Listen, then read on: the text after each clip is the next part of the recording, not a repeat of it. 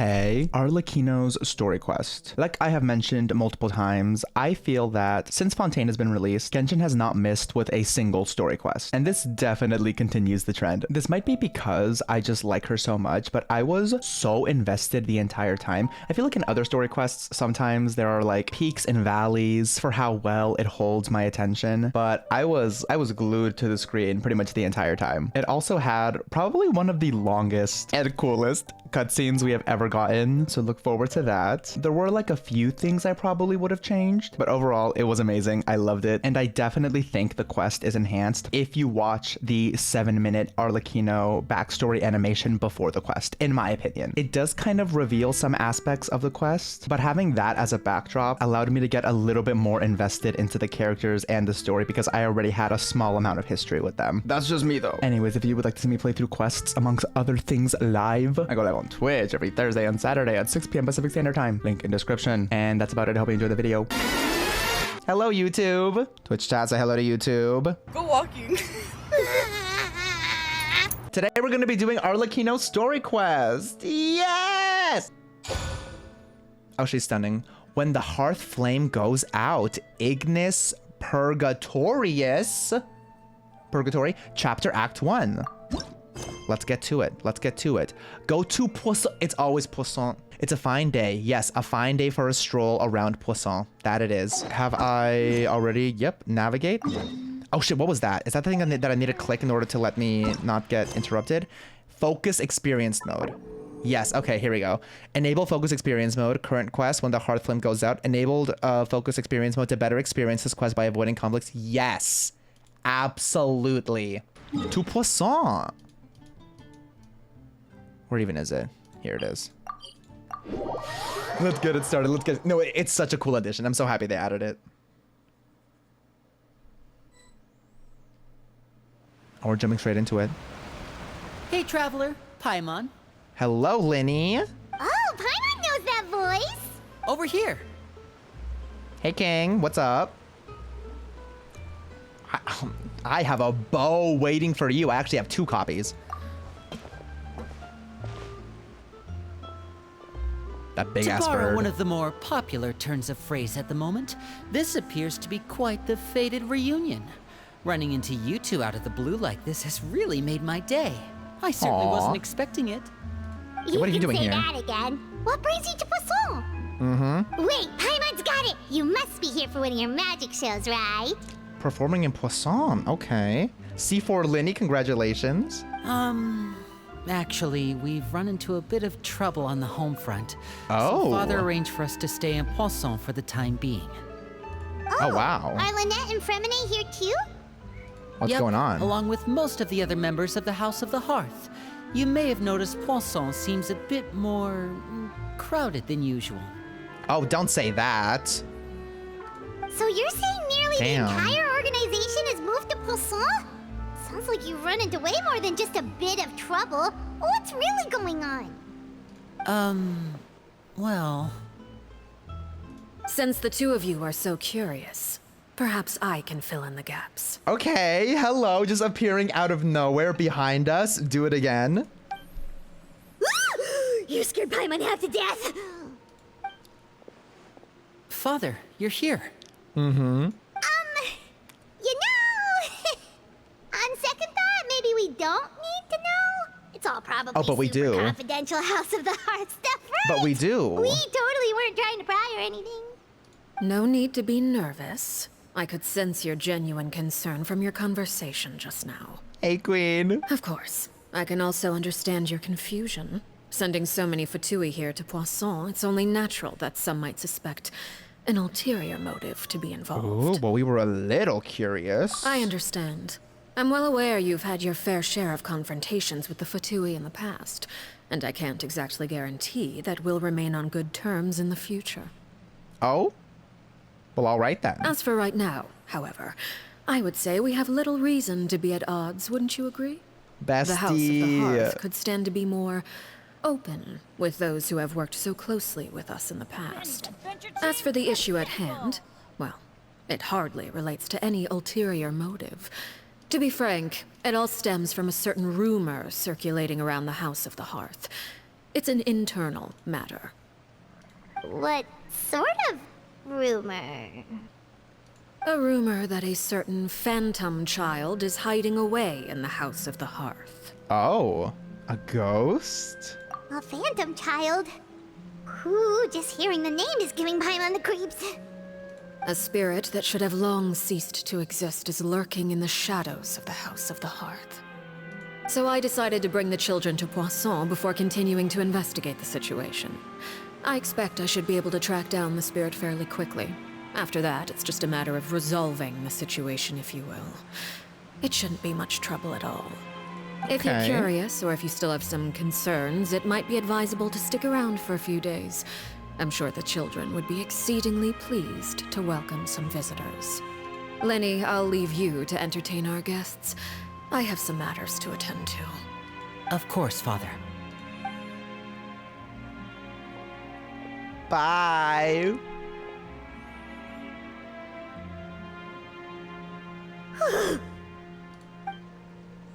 I couldn't help but feel intimidated during that conversation with the Nave. Now that she's gone, it feels like I can finally breathe again.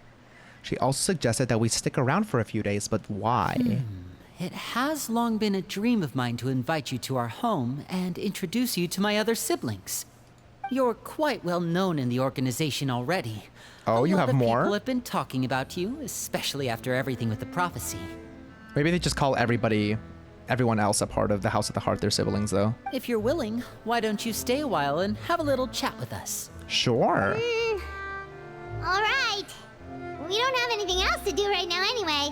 But let's be clear, we're just gonna be there as guests, okay? Don't get any funny. Oh, wait a second. For your guests, that probably means we'll be treated to lots of yummy food, right? Of course. During our stay in Poisson, we've been helping out the locals with some fishing. We bring in quite the bounty every day. In fact, today's the perfect chance for me to show you what I can do in the kitchen. Oh? Let's go. I'll take you to where we're staying. He's gonna cook for us. And there we are. There we are. It has officially started. Where are we headed? Be a house guest. Okay. Skyward! Scatter! Skyward! C1 was the best decision I've We ever rented made. this house from one of the locals to use as a temporary base. I'll come back later and tidy up a bit. After that, it should be all ready for you to stay in tonight. Awesome, thanks! So, where are we off to now? Field trip. Well, when I happened to run into you two earlier, I was actually in the middle of distributing some supplies. With this many people staying in Poisson, we have to bring in outside supplies every now and then. I should probably make sure the rest of these provisions get delivered, otherwise people might start to get antsy. Okay, we'll come with. There are all sorts of rumors about your organization floating around out there. Paimon's not sure if she could even take a wild guess as to what's true and what's not. But now that we finally have the chance to see a day in the life of the house, we can take a good look at how you operate. Well, you're more than welcome to come along. Just follow me. Distributing some supplies. Where are we headed? Ooh. Is it up there? It is. Scatter! Oh, the way I missed entirely. Anyways. Skyward! Scatter! Oh. Thank God. Yikes.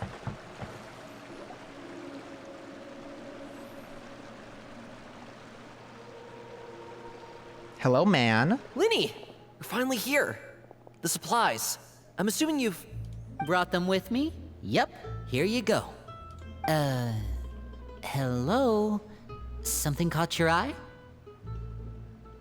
I don't like how he's just staring at us. Mouth wide open. Oh my God. It's the Jesus. Traveler in Paimon! Oh, we're celebrities. We're famous. Back up a little bit. No way! Look at them. They're adorable. Hello, Foltz. Come here, everyone! Hurry! The Traveler and Paimon are here! Oh, we're so famous. Oh my God. One at a time, please. Don't crowd around them all at once. We don't want to scare off our guests now, do we? Oh, it's alright! Gotta say, Paimon didn't realize we were this famous. Of course! Father and Lyney have told us so much about you. Father told us about how you helped Lyney. According to her, you're a trustworthy friend. And as far as she's concerned, that's pretty much the highest compliment we've ever heard her give. As you can imagine, everyone's been very curious about you. I heard the Traveler is so strong that she can move a mountain with her bare hands. Yeah, you'd be right. I heard Paimon eats so much that she can clean out the entire pantry at Hotel Tabor in just 3 days. You'd also be right. Wait a second, that's the rumor you heard about Paimon? Oh, not cool at all. Mine's also a bit of a stretch. Oh, wait. When guests visit, you're supposed to give them gifts and stuff, right? Well, yes. Oh, we don't need something like that. Besides, we don't have anything to give to you. Come on, we insist. I can give you some of my new potions. Oh? Just pick your poison. And by that, I mean medicine or actual poison. I've got both. I like her. Or maybe Shaplo can teach you guys about stealth. He's super good at it. He's never been caught. Ah, now that's not a bad idea. You Okay. usually prefer to fight head on, but it never hurts to expand your bag of tricks, right? I mean, When it this comes checks to out. eliminating your enemies, staying quiet can go a long way. Trust me, I would know. I was poisoned not too long ago, and I'm still dealing with the after effects. So I'm not quite as good as I was before, but I could still give you some pointers. I mean, it makes sense. Everybody in here's probably sent out on like dangerous missions and stuff, but just like hearing them say these things so nonchalantly is kind of crazy. Wait, when you said gifts, Paimon didn't think you meant poison and stealth tactics. He does kind of sound like Toma, actually, yeah. Those are the best things we can give you. You don't like them? Ooh, how about this? Tell me the name of someone who really annoys you, and we'll teach him a lesson for you. Who can I think of? Oh, Tartaglia. All right, Fold, Selwar. I think that's enough suggestions for now. When it comes to being a good host, it's the thought that counts. You don't need a physical gift to make our guests happy. In fact, pestering them with suggestion after suggestion might make them more annoyed than anything. I would say your enthusiasm has certainly gotten across. Definitely. Really? Absolutely, we definitely feel the love. Awesome! It's been so long since we've had guests to play with. If there's anything you need, just let us know. Yeah. Aw, thank you. Especially if it's poison or something. I've got all sorts of potions for that. She is... Okay, and I also want to know how to say her name because she's kind of an icon, but she also scares me a little bit. Well, we'll talk to you all later. We've still got supplies to distribute. Yes, All right, let's get see to you it. later. Bye. Chaplo, or however you say your name. She is giving Sijuin a little bit. I like them. What a fun crowd. Lyney, about all that poison and stealth tactics talk just now. Scared you, did it? That kind of talk comes with being part of the House of the Hearth. Yeah, I was like, why are we surprised? When Foltz was really young, he strangled all of his family pets, just out of curiosity. He was labeled a dangerous problem child and was abandoned by his family.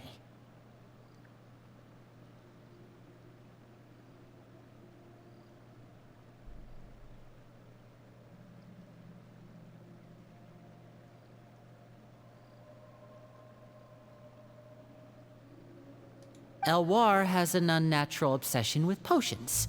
Father has forbidden her from trying all the different concoctions she comes up with, but she still tries to test them in secret. You really have to keep an eye on that one. Okay. I'm still not over the first comment. Chaplot is around my age. While I'm mainly responsible for collecting intelligence, he Is handles he? surveillance. He's very passionate about his work and has no reservations about taking on some very difficult missions. I know you two probably aren't used to that kind of talk, but I can promise you they only had the best of intentions. Things like stealth tactics and developing different poisons, they really mean a lot to them. They were just trying to share the best of what they could offer, that's all. Right. I mean, I need to keep an eye on both of them. I don't want Elwar to poison herself, But the little kid strangling his... Oh, that's a lot to take in. It really is. Do we need to go up or down? Oh, we need to go right there. Skyward! They're definitely an interesting Billy-o, bunch. Supplies are here. Thanks. And who are these two? Outsiders? You don't know us. Everyone else knew us. Allow me to introduce you. This is the Traveler and Paimon. Oh, you're the famous duo I've been hearing so much about. Yeah. It's nice to meet you. I heard you've traveled to all sorts of places. Is that true? Yes. Of course! We're making our way all across to that! Oh, good for you. Was that genuine? You must be pretty familiar with Fontaine by now then. Have you seen the new opera that started running recently? I have not. I think it's called... The 4,000 Thieves? That's a lot of thieves. Oh, this is the first we've heard of it. It seems like it's going to be fantastic. From what I've been able to tell from the posters, anyway. You should definitely check it out if you have the time. We should. It sounds like fun. Oh, and there's The Blind Maiden, too. That one is supposed to have audience interaction. Okay. Seems pretty interesting. As you spend some time talking about the popular culture, the atmosphere After becomes this mission more... is over, I think I'll go get a manicure. Okay, cute. Oh, maybe I should dye my hair. Yes, you Wonder should, how much King. it'll cost. Okay, some self-care. I like these two.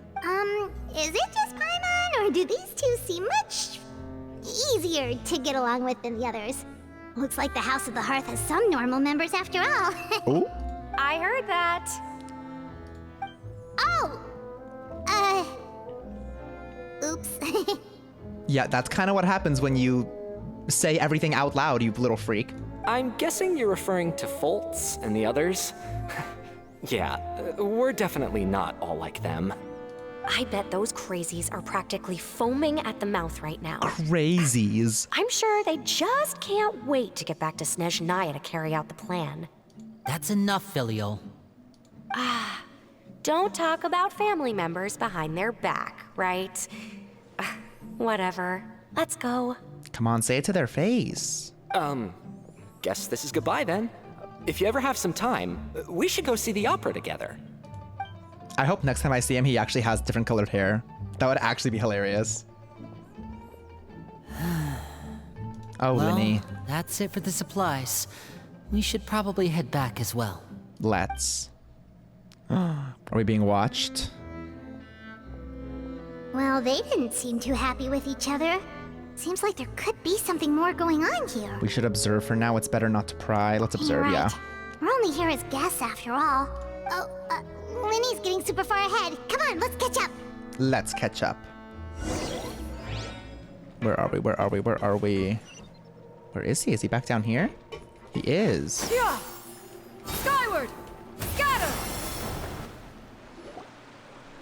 So, what do you think of the members you've met so far? They've certainly got a lot of personality. Well, Father is always encouraging us to be strong-willed and independent. So if there's one thing we've got, it's people who aren't afraid to speak their mind. Okay. I can appreciate that. Well, I should probably get cooking. Wanna join? Sure, that sounds like fun. Then let's head out and... Freminet? What are you doing here? Oh, he's staring at a box. Oh, he turned around. Hey. Freminet, nice to see you again. You too. I heard you're here as guests of House of the Hearth. Welcome. Thank you. We were just going to make some food. Why don't you come along? I could use some help in the kitchen, and I seem to remember you mentioning you wanted to make seafood soup for the Traveler and Paimon. That sounds good. I love seafood soup. Seafood soup? Oh, Paimon's drooling already. Were you looking for something just now, Freminet? Calm down. Maybe I Oh can my help. god. It's nothing. I just wanted to see if there were any extra supplies. Yeah, we've got some left over. What do you need? Some food and water. And some clean cloth, if possible. No problem. Give me a second here. Food, water... You are not opening that box. Wait a minute. What do you need all of those for? You're not on any missions as far as I'm aware, and you were just going to come eat with us. So what's this all about? I thought I'd grab an extra portion because I get hungry at night. Could be because I'm growing, you know, and... You're a liar. Freminet. You remember what I told you? You're not like me. Your lying skills still need some work. Tell me what's going on. Is it really bad enough that you have to keep it from your own brother? Maybe it'll be better if we gave them some space. How about no? How about I want the details? This is the first time I've seen that kind of look on your face. Whatever happened, does it have something to do with Father? Yes. Oh? Just follow me. What is it? Figure out what Freminet is hiding. Is it just up here? It is up here. Skyward! Scatter! Is it for new members of the House of the Hearth, like after Arlecchino's trailer? You're Oh, back. hello! Oh, and you've brought some friends with you this time. Hello, my name's Lyney.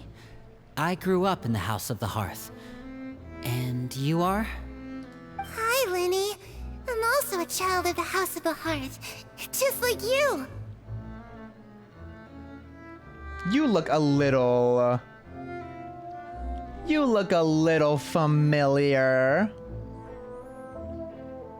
Shouldn't you be dead? You can call me Clervie. Hi, Clervie. Clervie? It's nice to meet you. Does that name ring any bells, Lyney?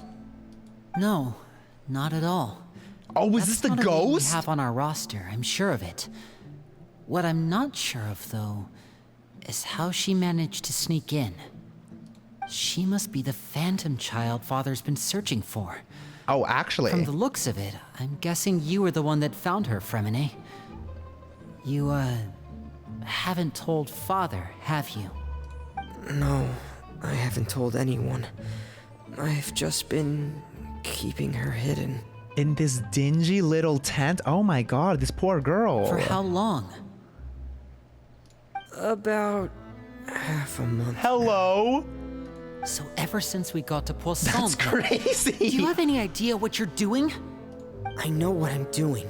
Do you? Really? Because from where I'm standing, it looks like you're hiding the very person Father has been trying to find.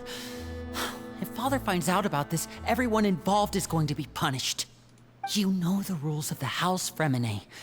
I know you do. Father doesn't tolerate any form of betrayal.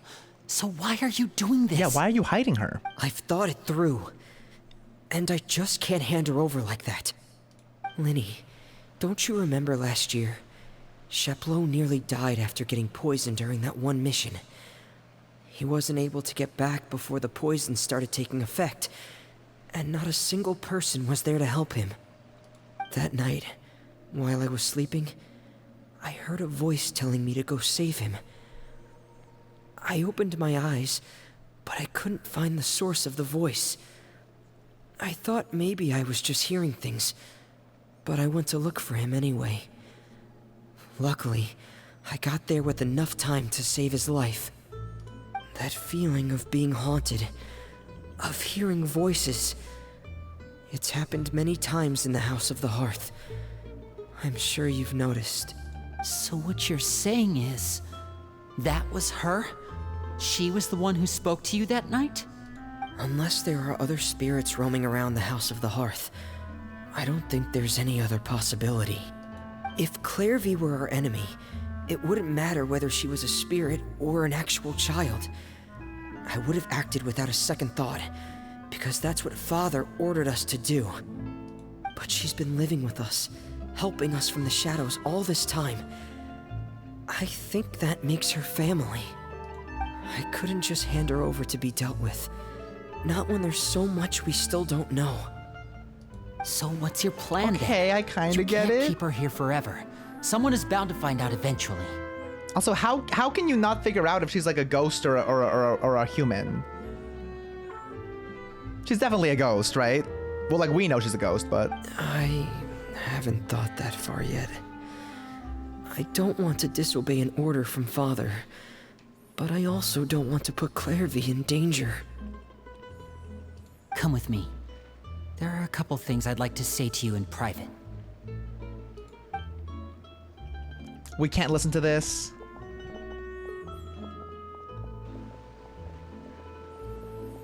Oh, Clervie. What do we do with you?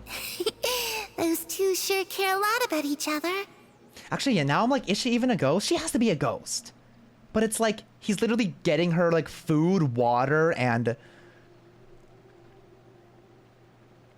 clothes. Like, what kind of ghost need... Okay, we'll figure more out as the quest continues, obviously. But still, I'm, like, confused. Well, they got a funny way of showing it. From where Paimon was floating, it sure seemed like they were about to bite each other's heads off. No way! They have a really deep bond. I could tell right away, because I also have a friend like that. I just don't know how long that kind of bond can last. What do you mean? Darkness in the house runs deeper than you can imagine. No one can get out alive. Ugh. Hearing this after seeing the Arlecchino animation is... that is a little bit gut-wrenching. That is a little bit gut-wrenching. I'm sorry, Lyney. I really didn't mean to drag anyone else into this. Talking from experience, indeed. Oh, really? You didn't mean to? 'Cause I, for one, wish you did. Huh? What do you mean? You know, when we were younger, you didn't call me Lyney. You called me brother, just like Lynette. We grew up together, the three of us. We were all orphans, all rescued by Father. Of all the siblings in the House of the Hearth, I think our bond was the closest. Later on, when you started calling me Lyney, I wasn't actually surprised. After all, Lynette and I are related by blood. We've had to depend on each other to survive long before we joined the house. How the fuck is she a cat then? Has that been explained? Lyney, The darkest and most difficult moments of my life happened before you and I had ever met. I'm sure that's true for you as well. Even so, Freminet, we've stood by each other for all these years now, and to me, that means more than blood. You're right, genetics. Let me do a quick Punnett square. You and Lynette are the most important people in my life. No one can replace you. So I won't let you face anything alone. Not if I can help it. Aww. Oh, looks like things are getting kind of heated between Lyney and Freminet. Maybe we should go check on them. Let's. I typically actually don't like to interject myself into, like, family issues, but... Hey, you two! Hope we aren't interrupting anything. Like a fight, or... Oh, wait a minute, Freminet. You're not crying, are you? Is everything all right? Aww. Everything's fine. Thanks for asking. Well, we're all friends here, right? We've been through so much together, so if there's anything we can do to help, just say the word. It's just a small family dispute. It's not something our guests should trouble themselves with. Real. In fact, it might be better if your stay ended here. Oh, damn. But sometimes having guests around can come in handy. Yeah, but I don't know, girl. Let them deal with what they need to deal with. What are you getting at, Traveler? When guests are around, families are often on their best behavior. Oh, that too. And any disputes are less likely to escalate. That's what you're trying to say, isn't it? I love how everybody just puts the most convenient words in our mouth. Literally, exactly. I think it'd be better if we stick around. I just... Thank you. I was really hoping to keep you out of it. But even if I could think of some other reason to turn you away, I'm not sure I could convince you. I know things could turn dangerous, so I promise you this. From now on, I'll protect you like my life depends on it. Ooh, is that foreshadowing? Me too. Well, back to the matter at hand then. If we don't plan on handing Clervie over to Father, then our only other option is to solve the mystery of her identity before Father is able to track her down. That means finding out where she came from and what she's doing here. Then we can send her on her merry way and pretend like none of this ever happened. I've tried that already. And? And nothing. I tried taking her somewhere really far away, but after some time, she just reappeared. You'd just like drop her off in like Sumeru and she'd just appear back. She even came with us all the way to Poisson. It seems like wherever the house is, she follows. So she definitely is a ghost, but a ghost who needs food and water? Interesting. I don't know much about spirits. Do you two have any ideas? Let's Well, see no. here. Paimon remembers hearing something like, if you fulfill a spirit's last wish before they died, they'll let go of whatever's keeping them here and return to the ley lines. You know what? I was gonna say, when did we hear that? We probably have heard that somewhere. I just don't pay attention, but what a convenient piece of knowledge to have in your back pocket. Oh, it's just that Paimon doesn't really remember where she heard that, so it's not guaranteed to work or anything. You're right, let's call Chongyun. Well, sounds like it's worth a shot. Guess that means we should go ask her about her wish. But first, Freminet, I need you to promise me something. What is it? I need you to promise me that this will stay between the two of us. We're the masterminds behind this whole thing. No one else gets involved. Can you do that for me? Not even Lynette? Of course. I promise. All right. Then let's seal the promise just like when we were kids. Fist bump on 3. Ready? 1, 2, 3. I swear. That's cute. Oh, girl. The sound effects. Okay, it checked out. I was like, there's a lot of like far away third person camera shots. I feel like someone's spying on us. Whoa! Girl. Yeah. Yeah. Lynette! You scared me. What a surprise! What brings you here, dear sister? And, when exactly did you get here? This is so cute.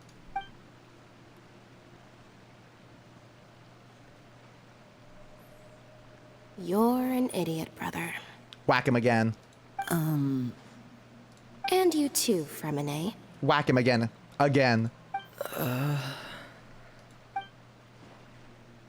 You 3, Traveler. And you Don't 4, whack us. Paimon.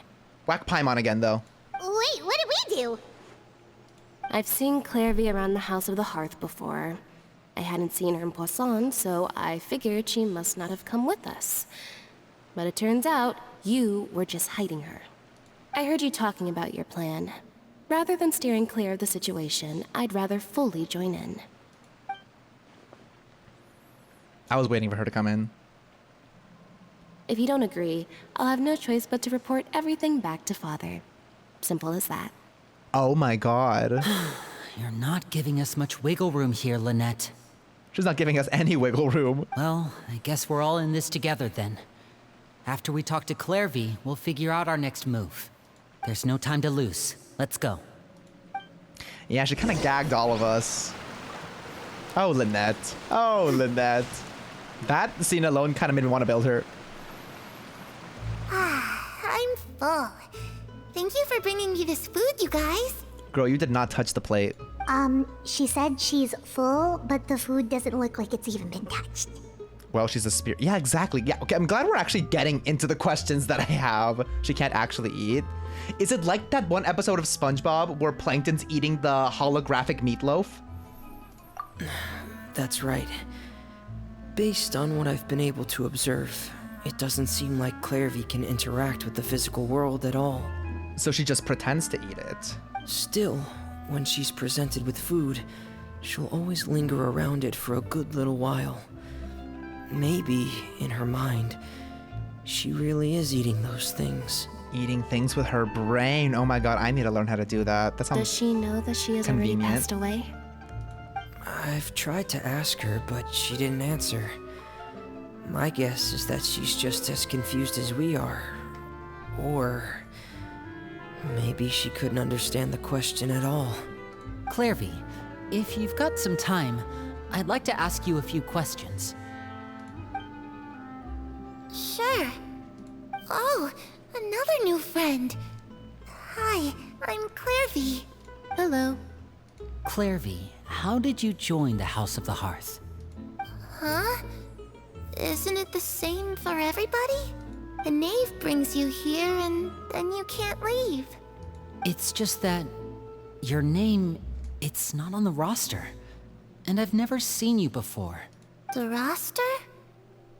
Oh, I get it now. I think there might be some things you don't know about this place. The people in charge, they're not as nice as they look. They say they keep a roster, but it's not complete. There are a lot of people who aren't on it, and never will be. In this house, some people are family, and other people are just test subjects. Those kinds of people aren't ever going to get a place on the roster, unless it's the roster of people who've been executed. Wait, does that mean the Nave... She... Is there anyone that can vouch for you? Perry, she's my best friend. She's the only one I trust in this place. Have either of you heard of that name before? No. Me neither. Clervie, Perry. Neither of those names are on the roster. But it seems like she's telling the truth.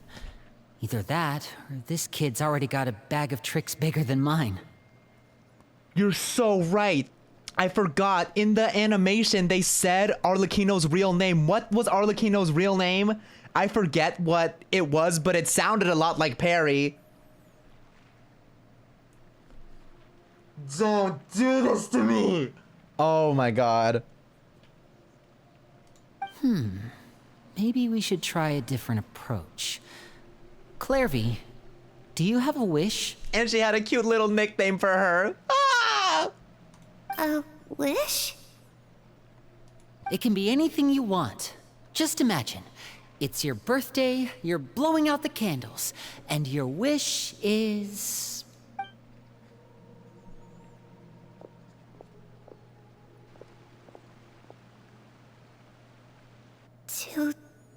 To go outside, where the sun can find me. That's... it? Well, that sounds easy enough. The darkness in the house runs deeper than you can imagine. No one can get out alive. What did she mean by that? Things can't be this simple. Okay, time to divide and conquer. Listen up. I've got a plan. I'll try and find a way to use basic illusory magic to take Clervie outside and bring her somewhere with sunlight. Lynette, try and find the list of executions that Clervie was talking about, and see if her name is on it. Freminet, you stay in Poisson. We can't be the only ones who've had run-ins with Clervie. I need you to collect intel on everything she's said and done. Okay, let's Understood. split up, gang. I'll try my best. What about us? What should we do? I really appreciate your willingness to help, but this is a family matter. I don't want to drag you in too deep. It's too risky. Girl, I think we're already in too deep. Let me think. Since Father considers you to be guests, maybe you could stick by her side for a little while. Oh? You don't need to do anything except keep up some nice, casual conversation. Don't mind if I do. Ah, Paimon gets it. You want us to distract her. How should we contact you? I'll give you a magic bird. If Father suspects something, all you need to do is release it when she's not looking, and it'll alert me that something's wrong. What? Of course, that's only as a last Sure. resort. If Father doesn't seem to notice us, there's no need to make contact. We'll reconvene here tonight after all's said and done. Okay. If the worst case scenario happens and we're discovered, just tell Father everything. We're not going to let our guests get punished for our own actions. That's where we draw the line. Be careful. You too. Okay, this is where we part. Father should be at the beach nearby. It was a really cute bird, though. Bye, friends. I really Good hope luck. this goes well. No, it has to go well. That's the only way this can get resolved. We got this. We so got this. Yeah, she's gonna be chilling at the beach. Why not? Dude, this quest is already starting off so good. I feel like sometimes it takes a while for...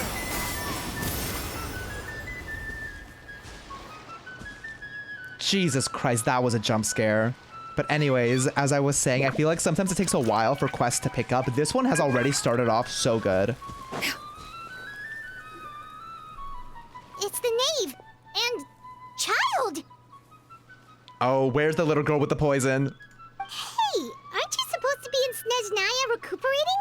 What are you still doing in Fontaine? I should have known he was gonna make an appearance. Oh, it's you two. I didn't expect to run into you here. Oh, the girl with the poison already got to him. He's coughing. Oh, we won. We won. I was unconscious for quite a while after the fight in the Primordial Sea. After I woke up, I realized I was being taken back to Snezhnaya, and well... Oh yeah, I forgot about that. I couldn't have that now, could I? Not when I've still got unfinished business here in Fontaine. So, I mustered up all my strength and made the journey back on my own. I forget, the last we've seen of him is whenever Skirk threw him into the whatever the hell she threw him into. What sort of unfinished business are we talking here? It has to do with Skirk, my master. Okay. I really wanted to meet up with her, but by the Oh my time I God. got back, she had already left. We're getting so many, like, big character name drops in this quest. I still have so many questions for her. Without any other leads, all I could do was ask the Nave to help me track her down. She must have left behind some traces from her time in Fontaine. Oh, okay, so have you found any clues? Unfortunately, no. While the House of the Hearth is adept at collecting all manner of intelligence, certain existences can still manage to escape our purview. Basically, unless Master feels there's a need to meet with me, she's not going to be found. But that problem has an easy fix. I just need to become stronger, and then... Paimon thinks you should focus on getting better first. The worst of it is over. It's all thanks to that one kid from the House of the Hearth. Elwar, I think her name was. She gave me a bunch of random potions to drink. They didn't go down easy, let me tell you. Pain and chills all over. But they really did help speed up my recovery. Oh, the way I was right, girl. You should have given... Oh, you gave him the wrong fucking potions. Oh, no. And that's good, because it looks like I really do have to head back this time. The old man's been putting the pressure on me. He sent someone to tell me I'm needed for some sort of project. Project Stuja? Oh? Yeah, that's the one. I heard Regrator's involved too. I'm not looking forward to having to listen to all his monologuing, that's for sure. Hey, maybe you could think of a way for me to stay in Fontaine for a little longer. Damn, we're getting so many name drops. Helping Lyney and the others brush up on their fighting skills would be far more interesting. If you and I could spar, that would be even better. I want to see I've been that. waiting for a chance to see you go all out. And what a sweet little daydream that is. But I also have a role to play in all this. I'll be leaving Fontaine shortly as well. Besides, considering how little they see fit to step outside the homeland, being called on to return to Snezhnaya by such illustrious dignitaries, what a great honor. Wouldn't you agree? One I could do without, I'd say. Is it just Paimon? Or does it kind of seem like they're... Just casually trash talking their colleagues behind their backs, real as fuck. So, dear guests of the House of the Hearth, to what do I owe the visit? we just... We just want to hang. Let's get some coffee. Let's chill, have a girls' night. Wanted to learn more about you. Right! We're super close to Lyney and the others, but we still don't know much about you. Is that so? Introductions have already been made, have they not? Oh, well, you see? There's only so much you can learn about someone from a short introduction. At least tell us something a little extra, like, why do you call yourself father? Oh yeah, why not? Good question. I'd also like to know. The fact that you have to ask tells me our intelligence work has been quite successful.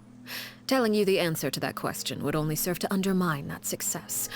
And we can't have that, now can we? All right. Spoken like a true diplomat. That was some expert sidestepping right there. Well, if there's nothing else, I think I'll take my leave. I still have a small matter to resolve at home. Wait, I have another question. Wait, don't go! It worked. If the Nave leaves right now, she's sure to run into Lyney and Clervie. Should I release the bird Lyney gave us? No, we should try to get her talking about something else first. About the House of the Hearth, what does the organization mean to you? I'd also like to hear the answer to this. Okay, Childe is kind of backing us up right now. I appreciate it, freak. I've met some of the members of your organization, and they all seemed like really good kids. They actually reminded me of Tonya and Tusser. Which, by the way, if you ever betray them, I'm just letting you know, I won't let you off easy. When? Calm down. Oh my god. Although the yapping is helping us, calm down. And why would I betray them? He got so mad out of nowhere. Well, you've already betrayed the House of the Hearth once, haven't you? At least, that's what I heard. Keep on talking. Oh? Are we getting into it? Okay, I admit. That's just what the old man told me. The rooster, I mean. The Nave betrayed the House of the Hearth? So does that mean what Clervie said was true? Does the Nave really treat her children like test subjects? Wait, did you really do something bad to those kids? Never mind what I've done. I'm more curious as to what the mighty rooster had to say. Care to enlighten me? Well, girl, no, not never mind what you've done. We literally asked you what you've done. Deflecting once again. Well, nothing much. Just some stuff about you taking out many other members of the House of the Hearth, and even going so far to attack your own family. I see. Oh, based on your reaction, I'm guessing it's all a bunch of lies. Hardly. I don't appreciate his particular turns of phrase, but I suppose he didn't say anything untrue. Although, it would be more accurate to say that there is a certain level of prejudice involved, but I don't intend to clear that up just yet. Prejudice has a funny way of concealing the real truth behind certain things, an attribute that I find to be quite advantageous. Call yourself a Fontanian, for example, and people will assume all sorts of things, when the real truth is that this is simply the land where I was raised. Huh? You're not actually from Fontaine? But then why did you try to help out with the prophecy and everything? I was trying to protect the children born in Fontaine. Claiming that I myself was a Fontanian simply made it easier to operate. People would hardly suspect a fellow Fontanian of having any ulterior motives. Who wouldn't want to save their homeland after all? The primordial sea wouldn't have any effect on me, but it would have caused great harm to the House of the Hearth. Well, you wanted extra information, didn't you? There you go. I hope that satisfied your curiosity. Don't just stop there. Tell us more. So much for learning anything else about her betrayal. She probably only revealed that other secret in order to change the subject. It seems like she's trying to avoid talking about her past. So, you stayed in Fontaine for the kids. I guess I was wrong to believe you'd betray them. Apologies. Looks like I was holding on to some prejudices myself.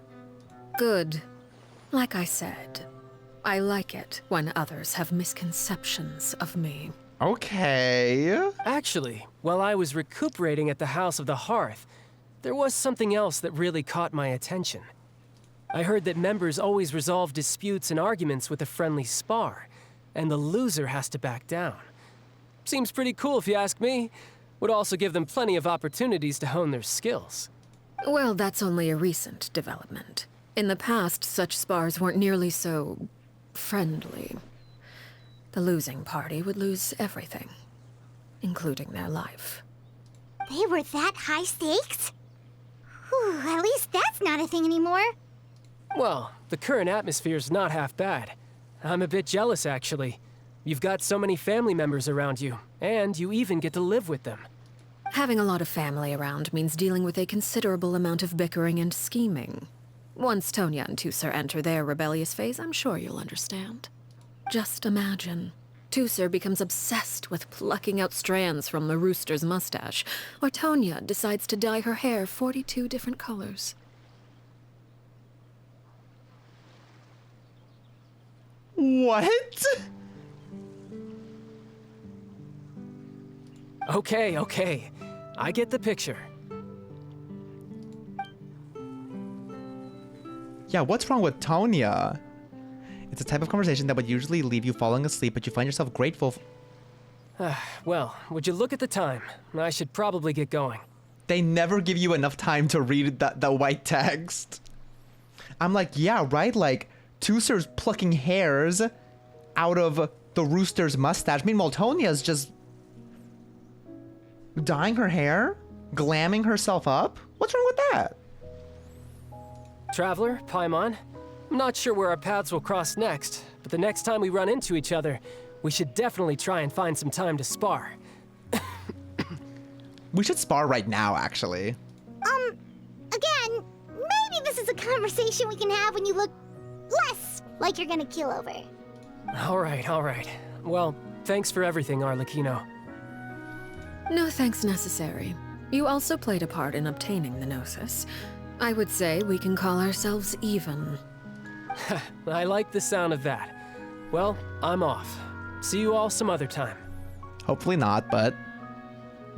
And he just walks into the ocean. We should probably get going too. Do you want to head back with us? We spent a lot of time talking. Oh? You want me to leave so soon? Oh, well, you see, The thing, I don't get how... I would be more surprised if she wasn't suspicious of us, because Paimon literally acts like the most suspicious person in the entire world all the time. I'm rather enjoying the evening breeze. If you don't mind, I think I'll stick around for a bit. I have some things to think about. Okay. Apologies for not attending to you like a proper host. Please forgive this slight. I do hope you'll have a pleasant stay.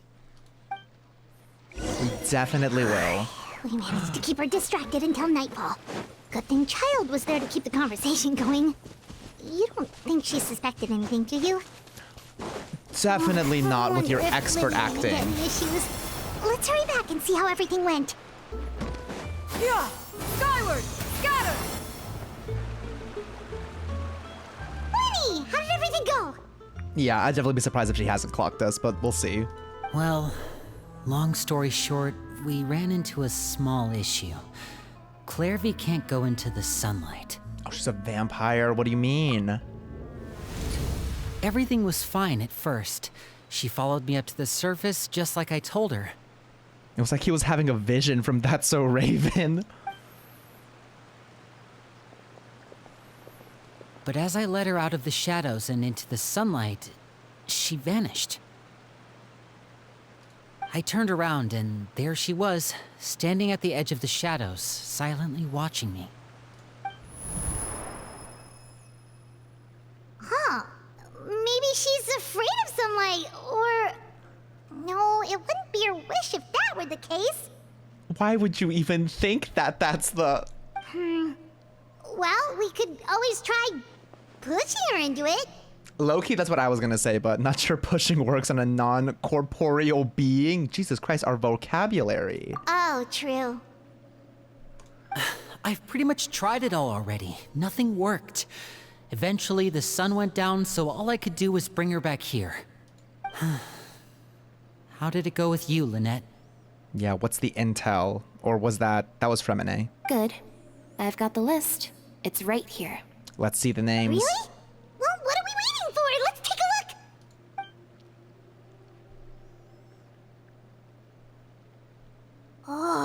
That's a lot of pages. Oh, it's gonna take forever to get through it all. A lot of dead kids. Yikes. We can each take a section. Here. Let's read. La Pouillade, l'endroit, Chambert, Horaire. Hello. Hello. Hello. Nice hair. Oh, yikes. That Horaire guy has a huge scar on his face. He's kinda giving Paimon the creeps. Ah, I've met him before. The scar is from an injury he received during a mission. I still remember him joking with me about it. He said any future lover would take one look at him and then lose all interest. That's so sad. Did he say anything else? Well, I asked if there was someone he was interested in. He said no, and that's where our conversation ended. That's really sad. It was only later that I learned he really did have someone he liked. He risked everything to escape so he could be with her, but it didn't work. One day, Father asked to see him, and, well, I never saw him again after that. She said no heterosexual romances in my vicinity. Damn. Wait, so that means the Nave, she... It may seem cruel, but it's just one of the rules of the house. That's a fucked up rule, King. Betrayal is not to be taken lightly. We know too many secrets to come and go as we please. So, if you do try to leave, you pay with your life. A solemn atmosphere descends over the group as they look through the list. Her name's not here, huh? Well, that's not too surprising. It doesn't seem like this list is complete. It only contains records dating back around 5 years. Let's shift our attention then. Freminet, were you able to find anything out? Come on, Intel. Freminet. Sorry. I was thinking about something. Spit it out. I managed to talk to quite a few people, but I couldn't help but notice that the atmosphere in the house was a little... strange. Strange. Yeah, I mean, I know there have been arguments in the past, times when people haven't gotten along. Chapleau and Filial are a good example of that. Oh, those are two of the people that we met while delivering supplies. Paimon can see how they might not get along. They had very different vibes, and their, interests seem to be pretty different as well. That's to be expected, actually. Father brought us all here, shared her knowledge with us, taught us how to fight. That's one thing we all share. But that's also where the similarities end. Not all of us feel the same desire to stay here. As members of the House of the Hearth, we're also considered part of the Fatui. And to a lot of people, that's an identity they never asked for. Certain members get older and realize they want something else for themselves. But considering the rules of the house, most people would never say that out loud. People like Chapleau and Foltz are loyal to Father and her vision. They're proud to be part of the Fatui. Filial and Nantoy, on the other hand, well, they aren't quite as enthusiastic. This is pretty sad. These kinds of conflicts have always been there. It's not like Father is in the dark about any of this. Well, that's true. But it just feels like things have gotten worse lately. Filial and the others, it seemed like they were meeting in secret to talk about something.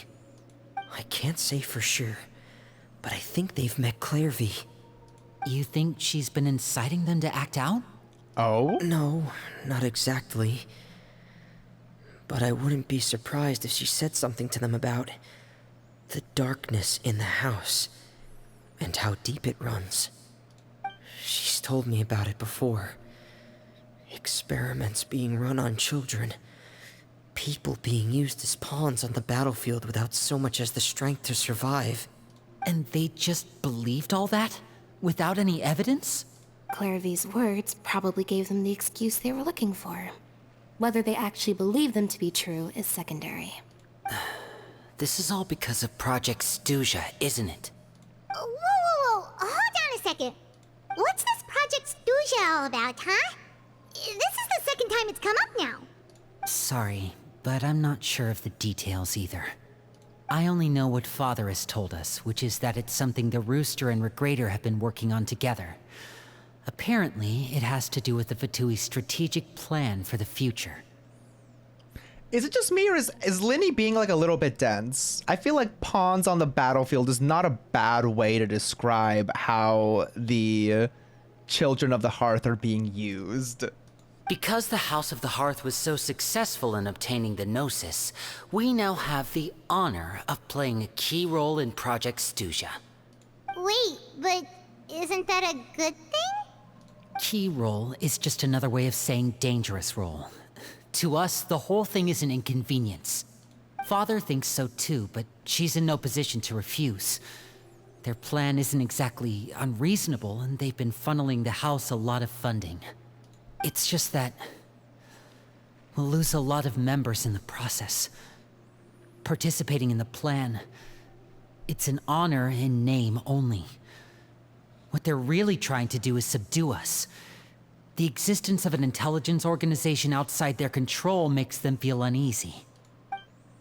Looks like the Fatui are plotting something big, but given how little Lyney and the others seem to know about it, I probably won't be able to learn much. I should keep a sharp eye out during any future dealings with the Fatui to see what I can learn. Okay, super complicated top secret Fatui business aside, what does all of this have to do with the conflicts you were talking about earlier? Paimon doesn't get the connection. External pressure has a way of exacerbating internal strife. You can't overlook the power of fear either. People are afraid of dying, and that fear is often the impetus for a lot of stupid decisions. I thought resolving the Clervie situation would make everything go back to normal, but it looks like things are more complicated than I thought. If we leave Filiol and the others to their own devices, sooner or later, Father will be forced to take action. We can only focus on one situation at a time, brother. You're right. Even if we confront Filiol and the others, it won't do any good. It might even make matters worse. We should focus on Clervie for now. Let's do it. Well, it's getting late. We should head back and get some rest. We'll try again first thing tomorrow. Okay. Lynette, you stick with me this time. Freminet, keep a close eye on Filiol and the others. Make sure they don't do anything they'll regret. Are we gonna have to distract her again tomorrow? Good work today, everyone. Have a good night, and I'll see you tomorrow. Okay, rest at the temporary accommodations. Where is this? Is it up here? Oh, it is right here. Oh, our little house. Can we actually go inside? We can't. Your mind races with all sorts of thoughts. Oh, Paimon was looking forward to an early night, but she can't sleep at all. How was I supposed to read that? That went by in like half a second. Hey, you don't think the Nave will be too angry with Lyney and everyone if she finds out about all this, do you? She's even scary when she smiles. If she were to actually get angry... Ooh, you have to protect Paimon if that happens, okay, Traveler? I'm also afraid of her. You can't just hide behind me. Trust his effort, Traveler. Oh? Look over there! Clervie? What's she doing over there? Let's catch up with her before anyone sees. Where are you going? Where are you going? Skyward! Scatter! Yeah! Scatter! Hey! Over there! Should we like... Oh, what the hell? Did she teleport? Yeah! Scatter! I mean, she is a ghost, so not surprising, but... Oh, where is she going? Oh, yeah. Oh, if someone sees her, we're toast. Running up here?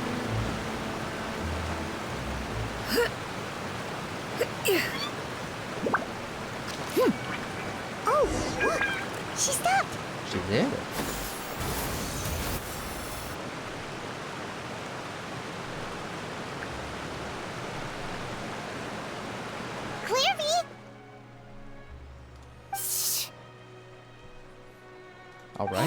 window while no one was looking. Look how pretty the outside is. It is nice out here. Window? There's nothing here. I mean, this looks nice. If only I could have more than this. You probably think I'm being silly, huh? All this hopeless resisting. It's better to dream of what I could have than try to make it a reality, right? Please, help us get on the same page here, Clervie. We need you to tell us what you know. Can you do that? Sure. Although, after you hear all this, I think you might regret that decision. Everyone in this family is nothing more than a tool. Something to be used and exploited. We're all expendable. Including me. As long as you're useful, you get to stick around. Lose your value, and you're handed over to the doctor, experimented on, and given a fate worse than death. I've seen it happen again and again, and I've had enough. You're saying the Nave did all that? It's just, that doesn't seem like something she would do. She's scary and all, but it seems like even she has lines she wouldn't cross. I knew you wouldn't believe me. Everyone thinks she's a good person. They all think of her like a real mother. Mother? I was like, yeah, y'all are not talking about the same person. But she doesn't deserve that title. She's disgraced it and tarnished it. And if I had things my way, I'd never see her again. If only Perry were here, she'd understand. Perry. There's that name again. Also, Paimon's getting a strange feeling. It almost feels like she's not really here with us. Paimon can't tell if she's actually talking to us or if she's mistaken us for someone else. Interesting. I'm not sure either. She's a spirit. It could be anything. Well, in any case, it seems like she really needs someone to talk to. We should keep her company for a little longer. She looks so young, but it seems like she's been through a lot. It's getting windy. I should close the window.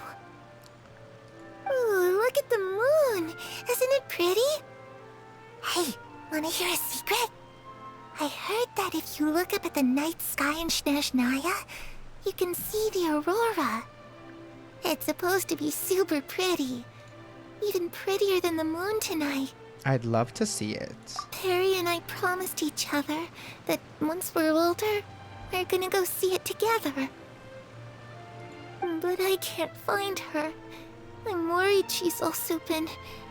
No, that wouldn't happen to her. She's special. Mother likes her a lot. I don't like this! Seeing this after the animation should not be allowed. This is... I should really go talk to Mother, but we just fought.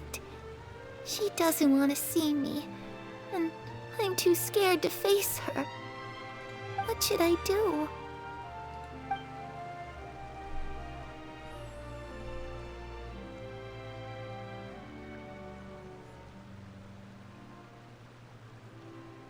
After some time, Clervie seems to come back to herself. Paimon really doesn't understand what's going on with her.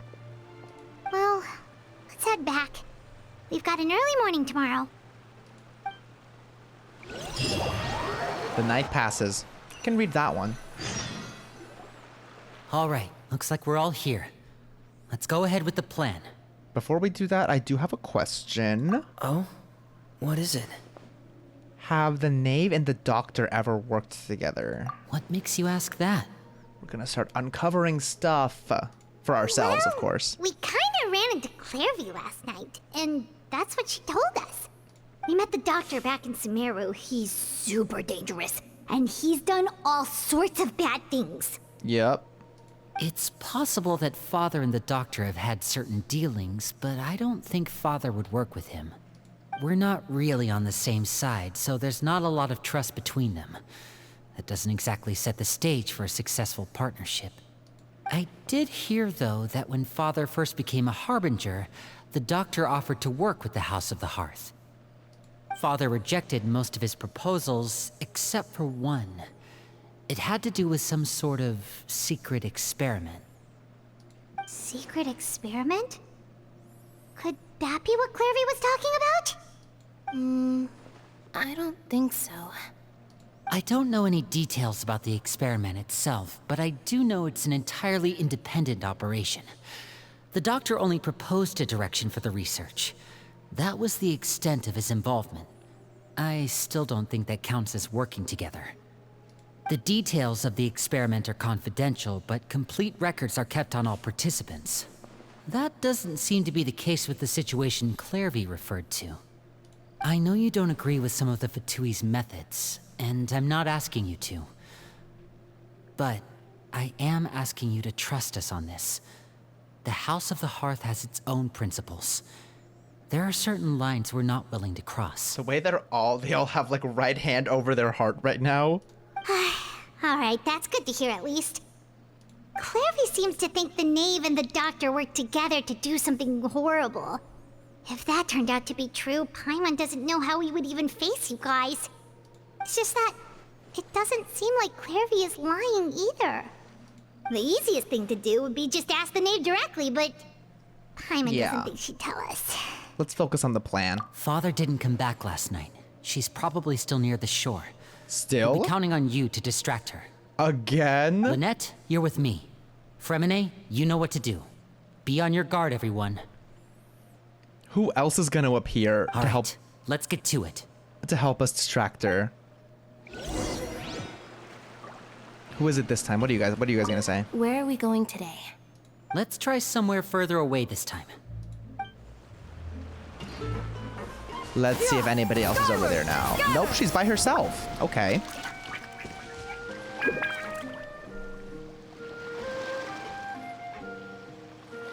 Ah, it's you two again. I must say, you look a bit pale. Did you have trouble sleeping last night? A little. Perhaps if you had less on your mind, you'd be able to absolve yourself of such troubles. Well, yes. So what are you planning to do now? Catch up on some sleep? Or should I give you some time to rack your brain for a topic to discuss before I ask any questions? Oh? Although I must profess to being curious. Without Childe here, how do you plan on distracting me? Oh, I mean, come on.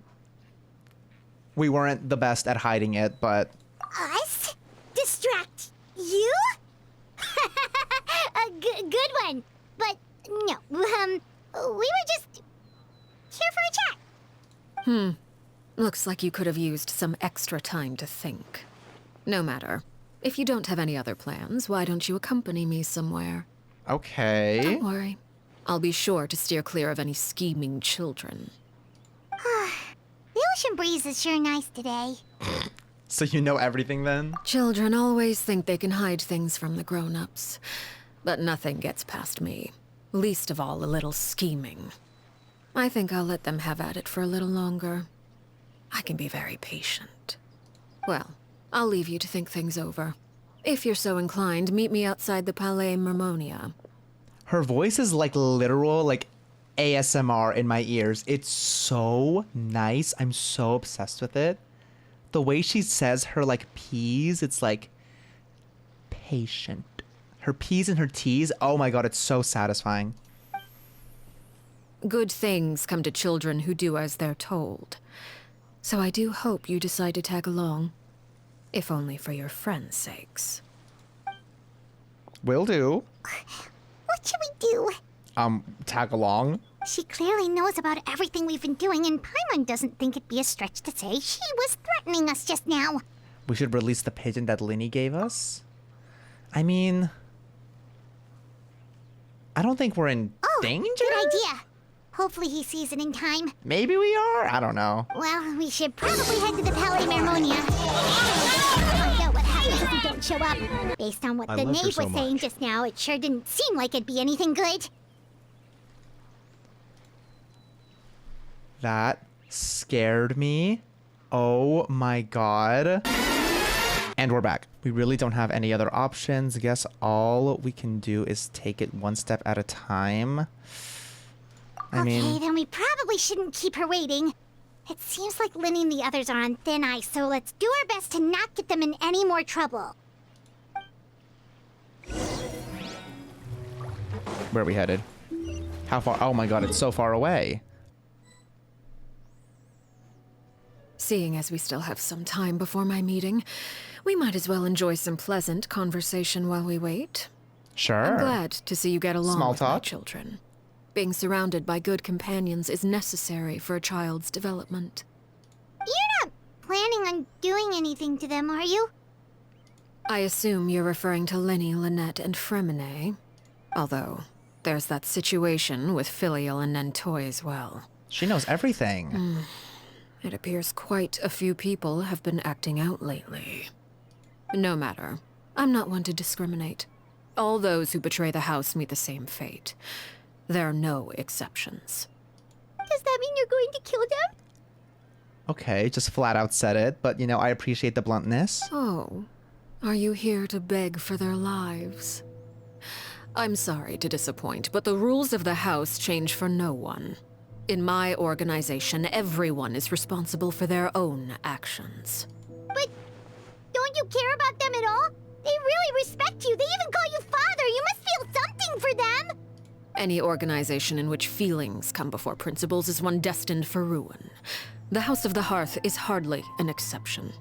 You could say our principles are more stringent than most.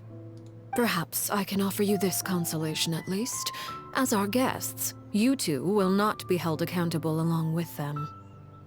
There's really no other way to solve the issue. I would imagine Lyney, Lynette, and Freminet will be able to keep their lives. As for Filial, Nentoy, and the others, I'm afraid there's little I can do. They can try to escape, but once you know our secrets, there's no getting out alive. But that's awful. Ah, you seem concerned.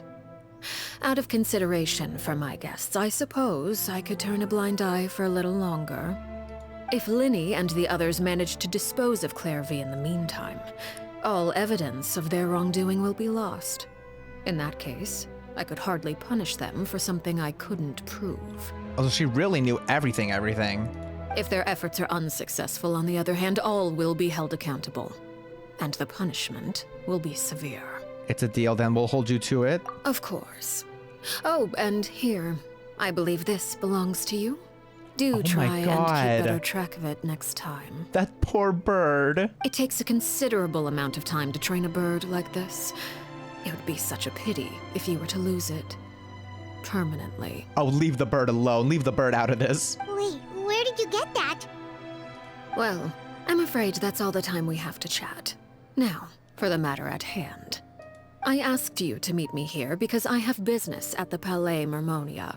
It has nothing to do with you, but I think it would be prudent for you to stick by my side for the time being. There will always be time later to run off and tell Lyney what you've learned. Well, time to go. Looks like we wrapped things up just in time. She's actually so scary. For some reason, I didn't think that she knew about Clervie. I knew that she mentioned that she knew people were plotting stuff, which is fine. I didn't know that she knew pretty much everything. Are we talking to Neuvillette? Skyward! Scatter!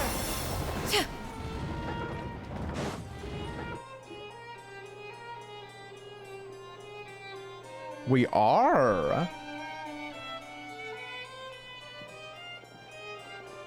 It's been a while, Monsieur Neuvillette. I must say, I wasn't expecting my meeting request to be approved quite so quickly. The Palais Mermonia operates with an efficiency worthy of admiration. It is only right that an esteemed diplomat such as yourself should be afforded the proper level of respect. Although, if I may speak plainly, I must confess that I did not anticipate we would have the occasion to meet again after presenting you with the Gnosis. I see you brought the Traveler and Paimon with you as well. If I may inquire as to the purpose of your visit. I'll be departing Fontaine shortly. There is, however, an outstanding matter that I would like to see resolved before I go. It requires a rather lengthy explanation, I'm afraid. So I took the liberty of explaining everything in this proposal. Please review it at your leisure, Monsieur Neuvillette.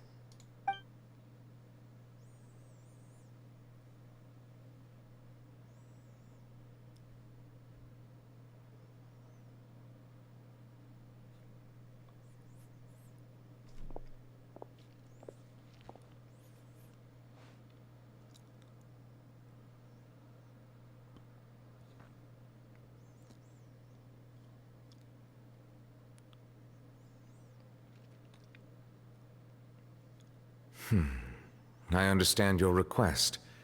However, at the risk of causing offense, I must admit that I fail to see why you would wish for such a thing. I heard you have a certain fondness for water tasting, Monsieur Neuvillette, so allow me to use water as an analogy. A family is like a large body of water with countless rivers flowing in and out. As someone who watches over this system, I would hope that each river that flows from the source will eventually reach the ocean. Of course, objectively speaking, I know this is impossible. Most of the rivers will dry up along the way, disappearing into the ground and leaving nothing but a barren riverbed behind. Not all rivers are destined to reach the ocean, but I would not see their existence rendered meaningless. I believe the water that flows within them is simply meant for a different destination, like a field in need of irrigation. Or perhaps the glass of a certain water-tasting enthusiast. Did you get any of that, Traveler? Not really, kind of. Your words paint an optimistic picture indeed. Allow me to remind you, however, few among us are willing to sip from a glass filled with tainted water. Among us. It may have been tainted at one point in time, but not to worry. I'll make sure it's strained of all impurities and returned to its cleanest form. I seem to recall there being a transactional aspect to your proposal. Perhaps you could expound on that? If you accept my proposal, Monsieur Neuvillette, I will gradually withdraw my forces from Fontaine. Oh? And, unless absolutely necessary, I will no longer carry out any special missions within Fontaine. Unless absolutely necessary. I presume I can take your words to mean that, in the future, cases similar to the Tartuffe assassination will cease to cross my desk? Tartuffe? Ah, that thief who embezzled funds from all those charities, you mean? My deepest condolences to his family, but without any evidence, I cannot imagine how the House of the Hearth might have been involved in his passing. Is that the guy from her trailer?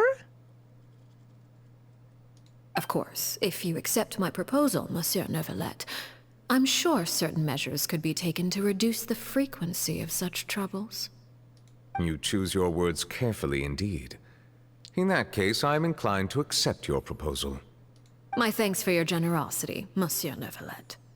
Well, with that settled, we should be going now. I took the liberty of bringing along 2 bottles of spring water from Snezhnaya for you to enjoy. I do hope I get the chance to hear your impressions. Perhaps at our next meeting? Yes? Oh? Indeed. Yes. I trust you would not overlook your commitment in the meantime. All right, Traveler Paimon. Time to go. Well, I gained very little from that. I would have loved to be able to read that letter too, but I guess not. Maybe later.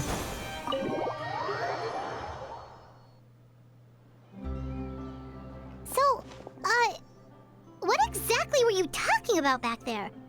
Paimon only heard you mention some rivers, a large body of water, and then some kind of irrigation scheme. You really want to know? I would imagine there might be more pressing concerns at the moment. Girl, we have time for everything. Lyney, Paimon really hopes everything's going okay. Oh, Paimon recognizes that look. You've got your thinking cap on, don't you, Traveler? She's opening a water park. The Nave may seem relaxed, but she didn't seem to be joking earlier when she said those who betray the organization must pay with their lives. I think she's serious about punishing those kids. How should we stop her? No, there's something else we should figure out first. While we were talking in front of the Palais Marmonia, she mentioned Clervie's name. Does that mean she knew where Clervie was this entire time? Maybe she even anticipated how Lyney and the others were going to act. Jesus! I did notice that some guy was jogging. I didn't think he was gonna run into us. We have to kill him. Oh, shoot. Are you all right? I'm okay. There is a scar on his face. Don't tell me. Don't tell me this is the guy that was in the executed documents, but Arlecchino actually let him go without killing him. Oh, jeez. I'm so sorry. I was so focused on selling these papers, I wasn't looking where I was going. Did you, like, make them change their identity or something? Because his haircut is definitely different. My bad, I also wasn't paying attention. Well, let me make it up to you at least. Here, take this paper. On the house. Maybe she's just saying all that stuff to, like, keep up her reputation, keep up appearances. People are still scared of her, but... He looks kind of familiar for some reason. Yep, we clocked it. Oh, you don't have to give us anything. Please, I want to. It's not like I'm short on supply. All the extras will be useless come tomorrow anyway. Newsboy. It's my fault, really.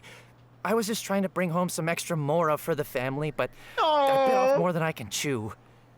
I haven't had many takers today, so I'm still swimming in papers. His family, he did end up meeting with the girl that he liked, and now they have a family. It was like, at least that's what I'm assuming. What's going on here? Oh? Oh, how is this gonna go? Nothing much. I just ran into your friend here on accident. I should probably get going, actually, so... Hold on. Of course, I'm happy to compensate you with mora, it's just... I don't have any on me at the moment. I'll take 3 papers. Here, your payment. Oh! Thank you for your patronage. May the Archons bless you with good fortune. If only I had the chance to run into such generous customers every day. I should probably just take on a smaller inventory though, right? I'm getting married soon, so sometimes it's hard to not get ahead of myself. Anyway, I should head out. Goodbye! Don't say that's her son!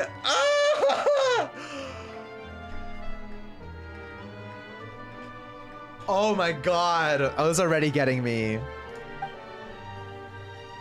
Well, now that my affairs are settled, we should take the boat back to Poisson. We've even acquired some light reading to enjoy along the way. Actually, why don't we stick around for a little longer? Paimon just realized how hungry she is. She can't head back to Poisson on an empty stomach. Looks like Paimon is trying to buy us more time. If we head back now, I doubt Lyney and the others will have made any progress. What should we do? It appears you two are under the impression that delaying our return will somehow alter the situation in your favor. I'm sorry to ruin your fantasy, but your efforts are meaningless. That being said, I could be persuaded to give Lyney some extra time.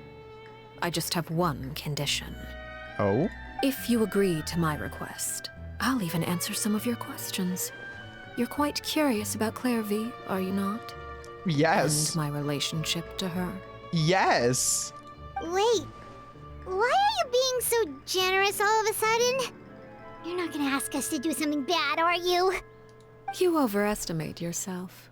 You don't have the talent for bad things. Damn. Then what can you possibly... The most important consideration in a negotiation is that both sides receive something they want. Demands and threats only get you so far. Your condition, let's hear it. Wonderful. Here it is. When the time comes, make the choice that you deem most appropriate in the situation, and lend your help to the House of the Hearth. Okay. Okay, sounds normal enough. But what do you mean, when the time comes? When is that supposed to be? That is for you to decide. All right, we accept your condition. Then we have a deal. Follow me.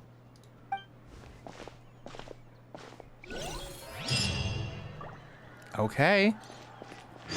Love that. Next, follow the Nave to the Nameless Ruins. Where is that? Oh, that's pretty far away. Oh my god, is this where... Is this where the fight happened?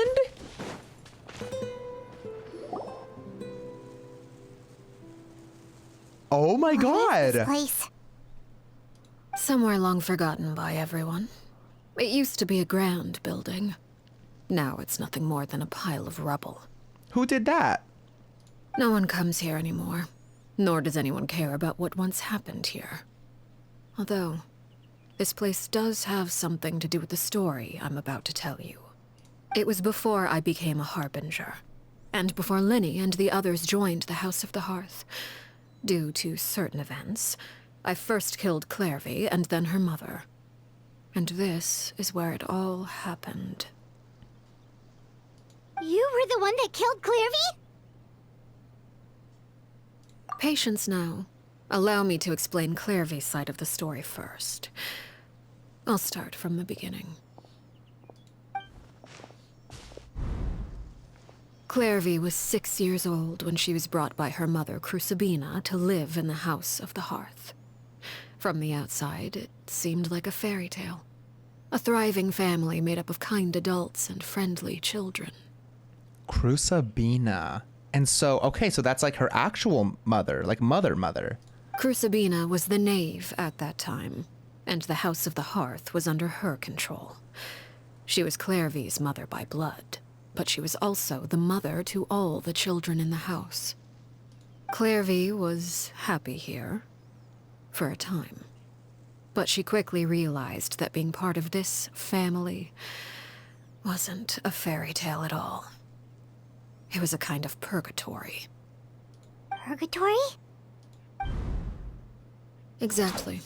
The House of the Hearth takes in war orphans from all over Tevat. But as for how to raise them, that depends entirely on the person in charge. Crucibina came up with a novel idea. She would teach the children to fight, force them to duel each other, and then crown as the king of the house the child who proved themselves most worthy of inheriting her title.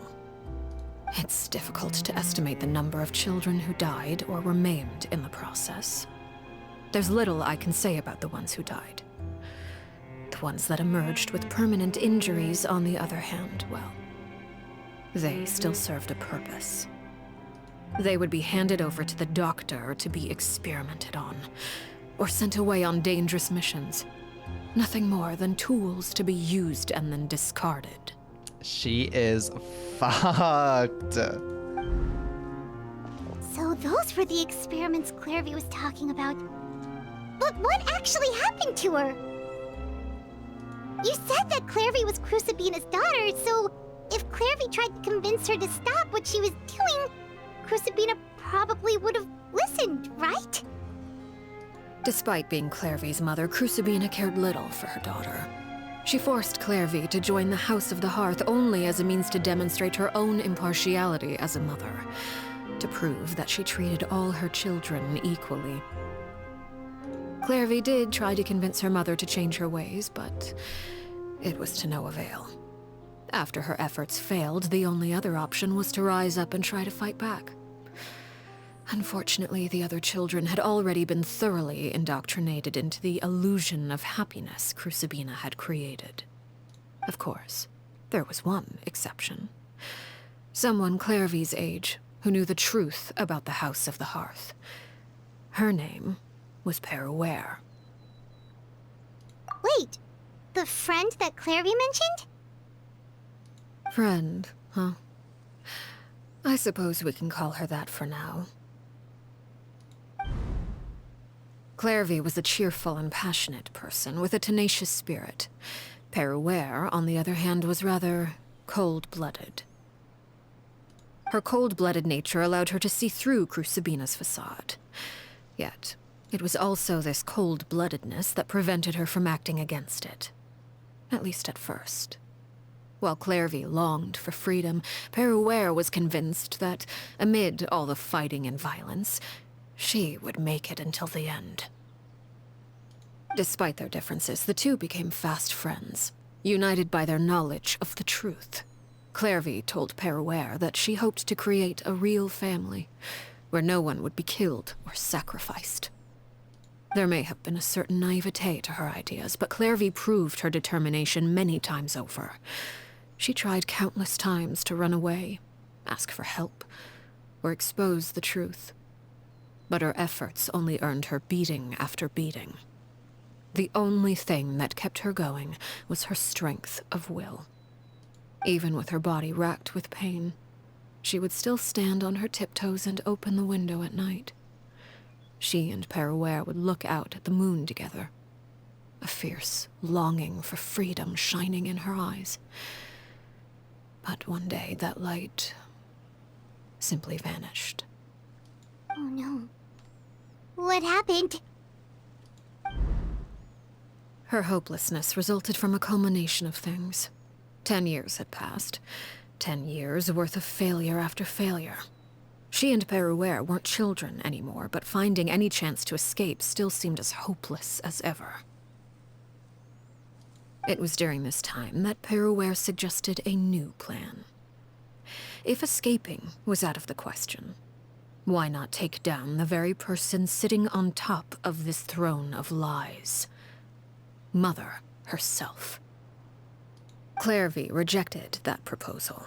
She claimed that, as a famous harbinger, Crucibina possessed an unimaginable amount of power.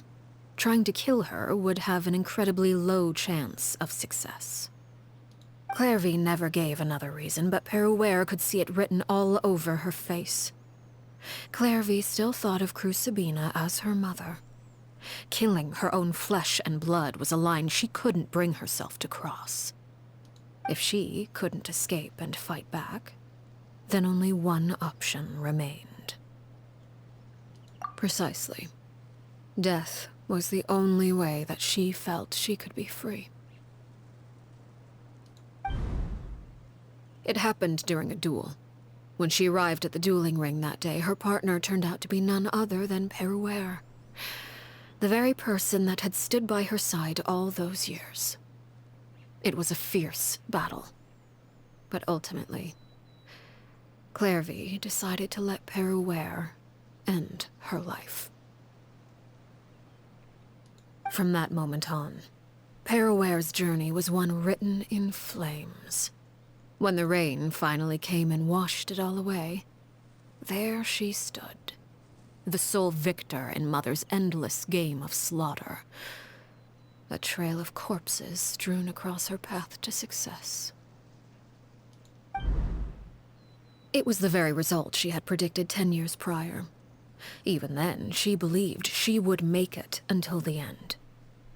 She wasn't surprised by the fact that she emerged as Mother's undisputed heir. Rather, her success left her with an inexplicable sense of restlessness.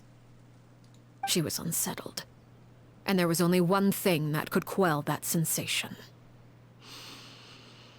Perhaps you two would like to take a guess as to what it was? Killing the person at the very top. Crucibina, you mean? But... Correct. This is the place where Perouer killed her best friend. A mere year later, this is also the place where she fought tooth and nail to kill the mother they shared. The moment she acted, any conception of what was right or wrong ceased to matter. It's one of the principles of the house. Only those who survive get to write the rules. Perouer won the battle, and became a harbinger herself. After which Her Majesty, the Tsaritsa, bestowed upon her a new name. Arlecchino. So the Perry Clervie was talking about... It was you all along. You're Perouer. Arlecchino is just a name you got later. This was your story just as much as Clervie's. I left that name behind long ago. I must say, hearing it now does bring back memories. After I defeated Crucibina, the moniker of Mother died with her. I chose to forego the title she called herself, and even chose to give up my own name. I rebuilt the House of the Hearth under a new identity. Not only as Arlecchino, but as father. And that is where the story ends. Any more questions? The Clervie we met, though, who is she exactly? Yeah. Based on what you just told us, Clervie wasn't a little kid when she was killed. So the Clervie we met... Was she really a spirit at all? I suppose you could call her an illusion born of flame. Her existence is like ashes to a fire. Something left over in the wake of blaze and ruin. You see, a certain power runs through my veins. It's not unlike a curse. My flames leave behind shadows of anything they consume. Of course, the chances of those shadows morphing into a sentient entity are exceedingly slim. Clervie is a very special case. Clervie died when she was 16 years old, but what emerged from the flames was her 6-year-old self. Her appearance wasn't the only thing affected. Most of her memories were lost to the blaze as well. Memory is a mysterious thing indeed. Losing a portion of your memories will alter your sense of self. Lose 10 years' worth, however, and it would be like living in the past. Like returning to a version of yourself that never grew up. No wonder Paimon got such a weird feeling when we were talking to her. Perhaps I should put it this way. Clervie is someone trapped in time. It may seem like she exists with us in the present, but she truly lives in the confines of her own past. So if all of that is true, then you must have known about Clervie for a long time. Indeed. She's a rather volatile and unstable entity. Sometimes she would look after the children. She's even saved some of their lives. But other times, she would hide from me and become obsessed with revealing the truth about the house to anyone who will listen. Shadows don't have the capacity to learn or grow. Any new information they encounter is quickly forgotten over time. Your attempts to expose Clervie to sunlight. They failed, yes? The reason is actually quite simple. In Clervie's mind, the house is impossible to escape. And it is this very perception that traps her there. But no matter. All I have to do is kill her again, and all will be resolved. I don't anticipate so much as a single speck of ash will be left behind this time. Wait! Paimon can understand why you might want her gone, but isn't there another way? So what if she's trapped in her 6-year-old self? She's still your friend! At least talk to her first! It's too late for that. She broke the rules, and now she must be punished. That goes for Filial and Nantoy as well. She's had quite the effect on them. I hope you understand. The difference between Crucibina and myself lies in our formulation of the rules, not our policy for enforcing them.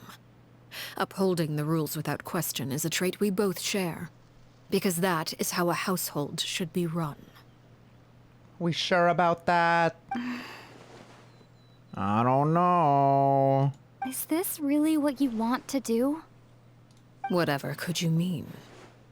Don't you want to say a proper goodbye at least? Whether as a killer or as a father, there are two things that must be avoided at all costs: anger and sorrow. Anger makes you impulsive. Sorrow causes you to waver. Well, it appears it's about time to proceed. Before we arrived, I told some of my well-behaved children to bring our troublemakers here by nightfall. I do believe I've kept my end of the deal. I give your friends quite a bit more time. As for what happens now, we'll just have to wait and see.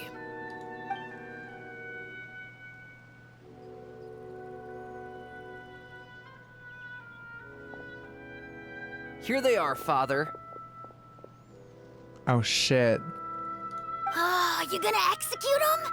Seeing something like that would actually be a first for me. Lyney! Clervie. I'm sorry. I heard about how you helped buy us more time, but I still failed. I couldn't find a way to fulfill her wish. Huh? Are you... Perry? Indeed, it's been a while, Clervie. Perry! Shh, stay right there. I'm sorry to postpone our reunion, but first, I believe certain scores need settling.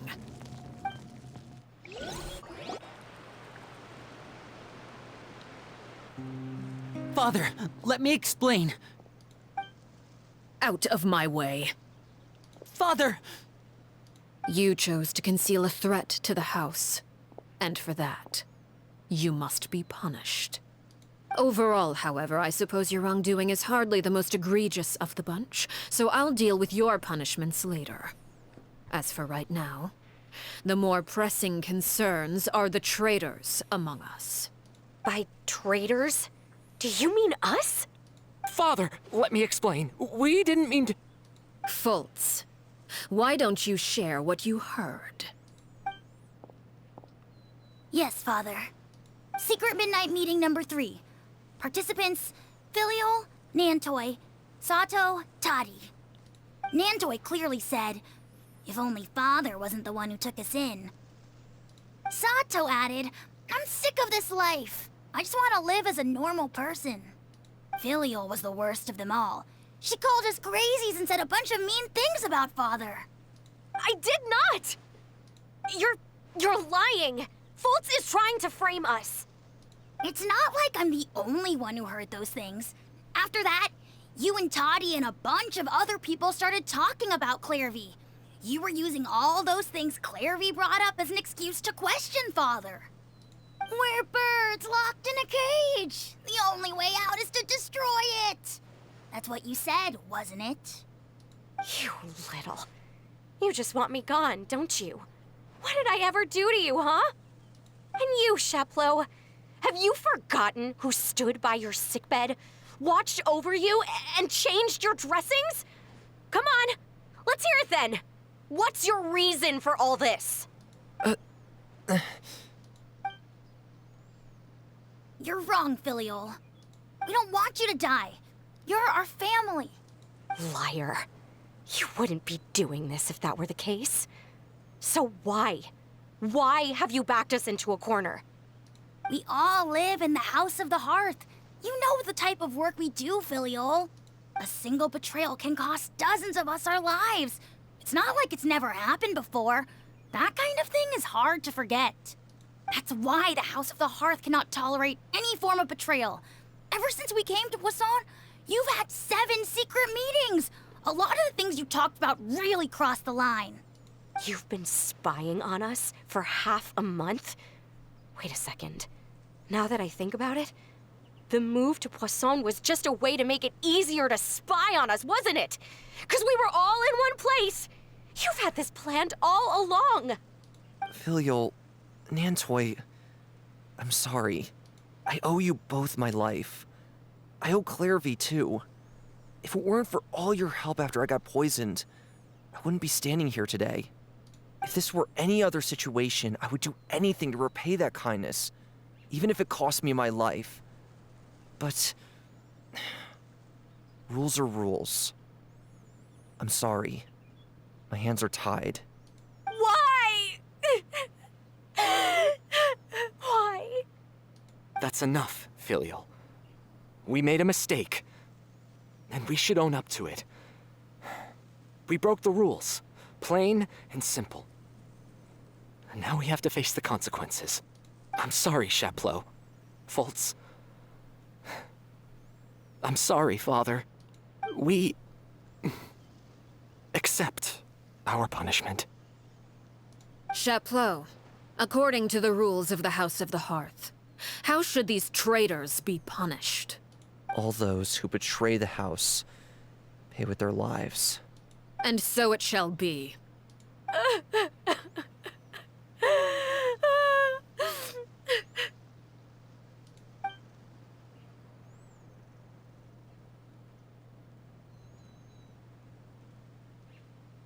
Father, please wait! Something you want to say, Lyney? Please reconsider, Father. What Filial and the others did, does it really count as betrayal? We all come from broken families. From the very first day we joined the House of the Hearth, we wanted nothing more than to make it a real home. But the truth is, None of us know what a real home should look like. I'm not saying I have all the answers. All I know is this. Killing Filial and the others may uphold the rules, but doing so will only bring us further away from being a real family than we've ever been. So please, Father, please reconsider. I agree with Lyney. Father, please. Let's go. Lyney, you...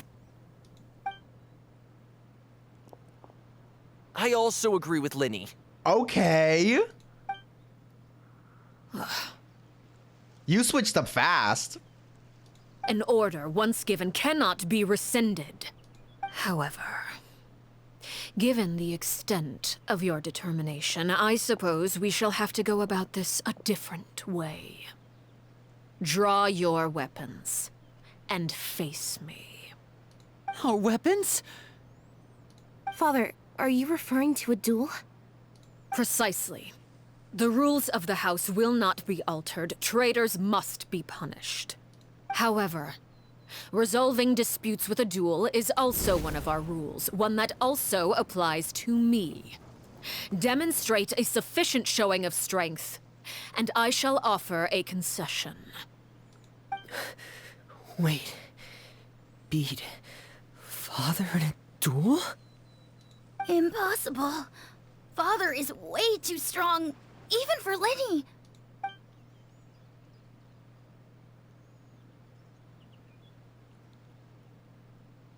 Oh, come on.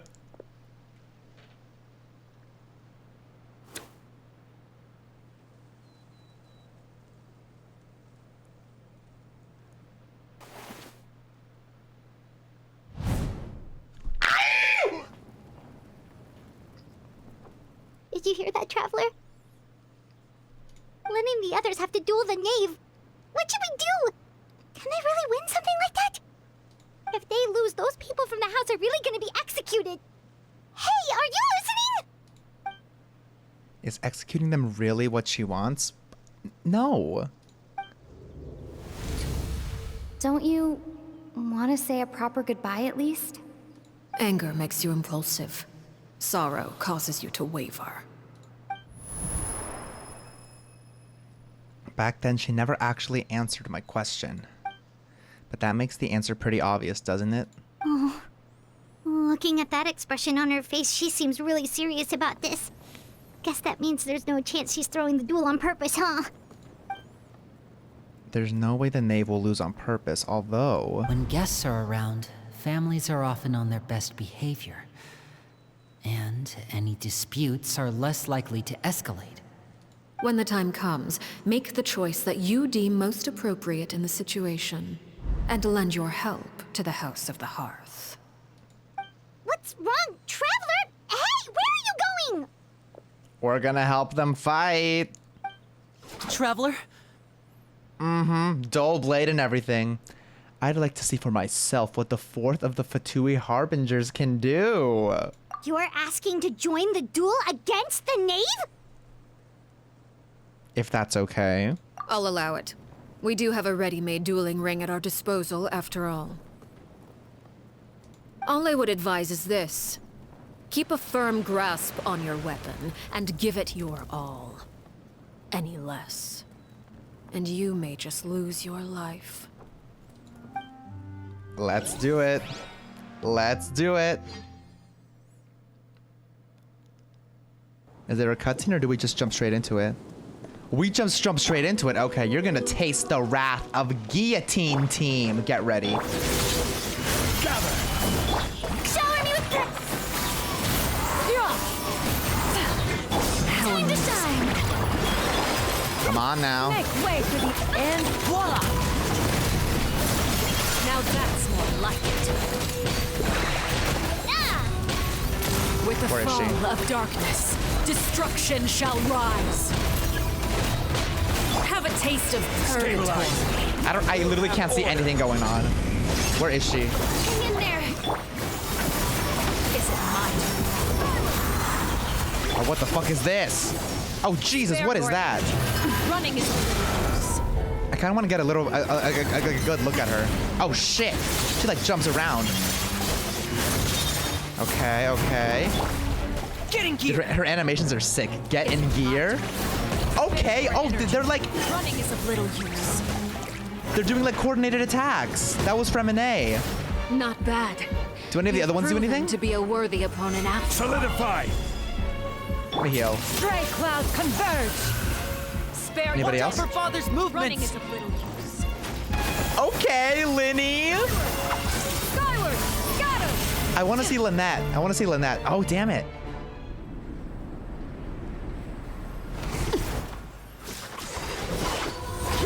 Oh, come on.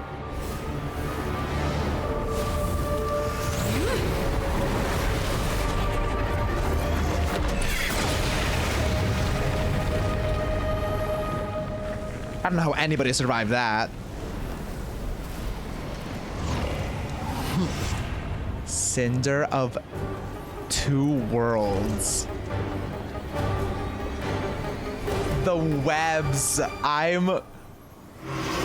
Jesus! That's not fair! Oh my god. Blade is all that remains. I need a heal. Make way for the your punishment made manifest.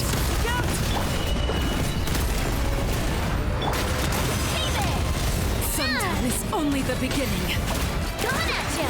Oh shit, okay. I feel like we've done enough damage right now.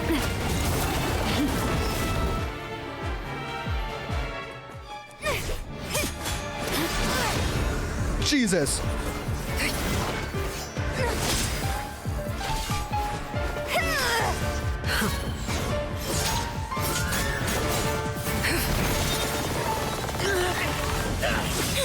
Come on!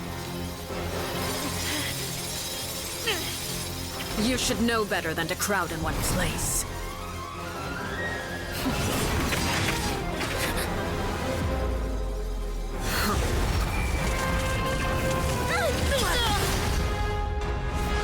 Oh shit, you took them all out. Oh, I know.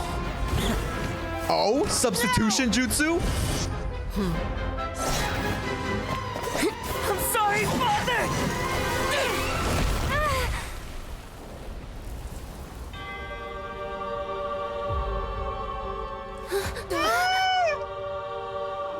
Sorry for what? This pitiful excuse for an attack.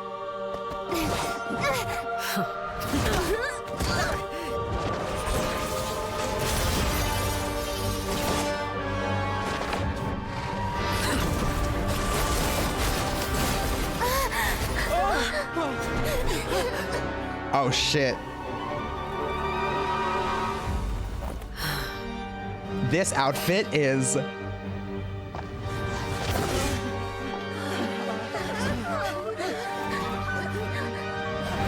Father, no!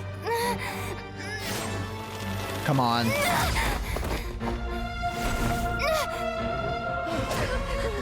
Made it out, did you? You're stronger than I expected. Ooh.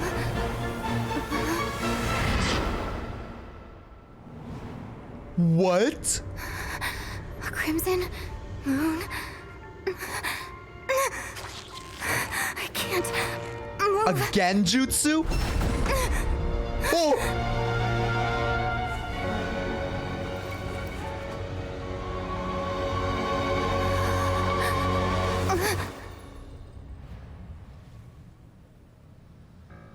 Still, not strong enough to beat me. Oh, she humbled us.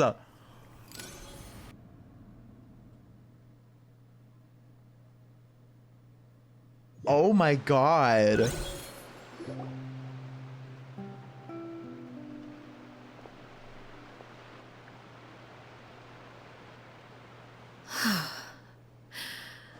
I believe we can end things here. It's not often that we get to enjoy the company of guests, after all. We wouldn't want things to get too out of hand.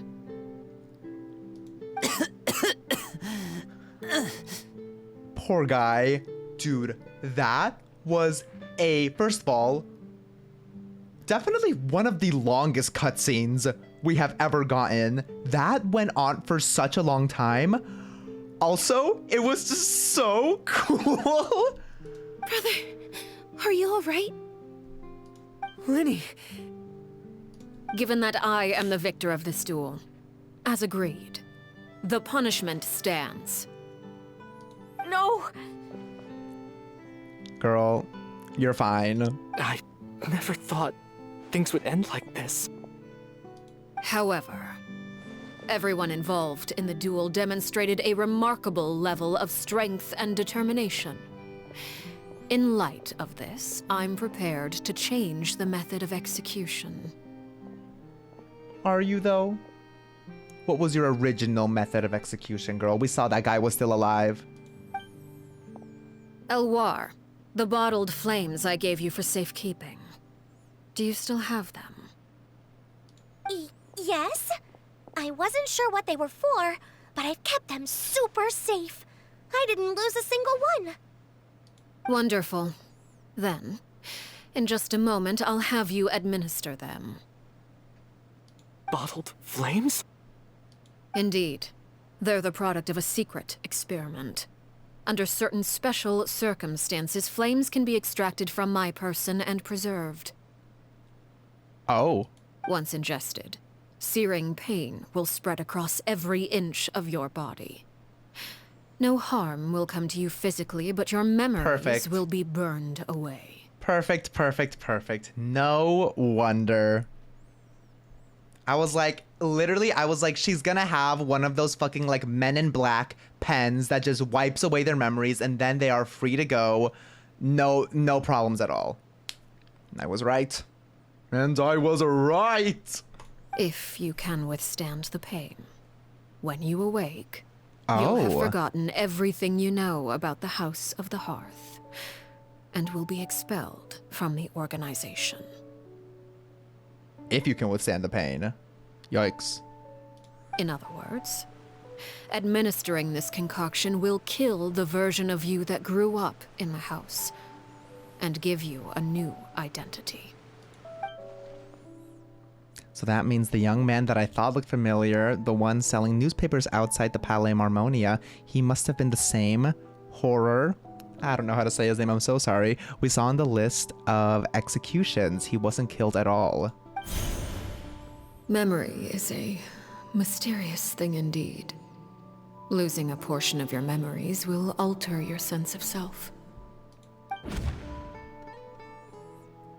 Now, if my understanding of the Nave is right, she really thinks that as killing them, the horror that lived in the House of the Hearth is dead. The one that remains is simply a normal person living out his life with his beloved. Even so, it's much better than actually ending their lives. I think so too. So, you're just letting us go, Father? They're getting laid off. Me soon. You misunderstand. Memories are extremely important. Once consumed by flame, the version of you standing before me will die, and our secrets will die with you. So no, I don't intend to just let you go, because the person who survives will be nothing but a stranger. That is really sad still. Even so, I won't have to live in fear anymore. I'm sorry, Father. I'm sorry I let you down. But I really like her. Don't cry, Filial. You haven't left the house yet, so there are still rules to be followed, yes. Remember what I taught you. Anger makes you impulsive, sorrow causes you to waver. Don't let yourself be controlled by your emotions. Of course. I'll remember. Dry your tears, and go pursue the life you really want. Ugh! Come on! Yes, Father. Ah! Chapleau, Foltz, Elwar. Take them back to Poisson. And bring Lyney and the others as well. I prepared 3 extra vials of bottled flames. As for whether to take them, the choice is yours. Wow. Goodbye, children. The next time we meet, I will no longer be your father. Thank you for all you've done for the house. I hope you have bright futures ahead of you. Oh, come on. Come on, she's so... Oh.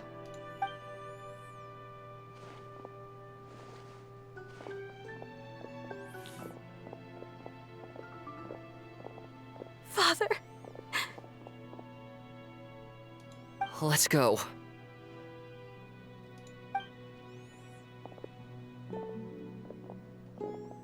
Here, grab my arm, Lyney. I'll help you walk back. Don't touch me, dirty freak. Thank you. Oh yeah, you're still here. Clervie.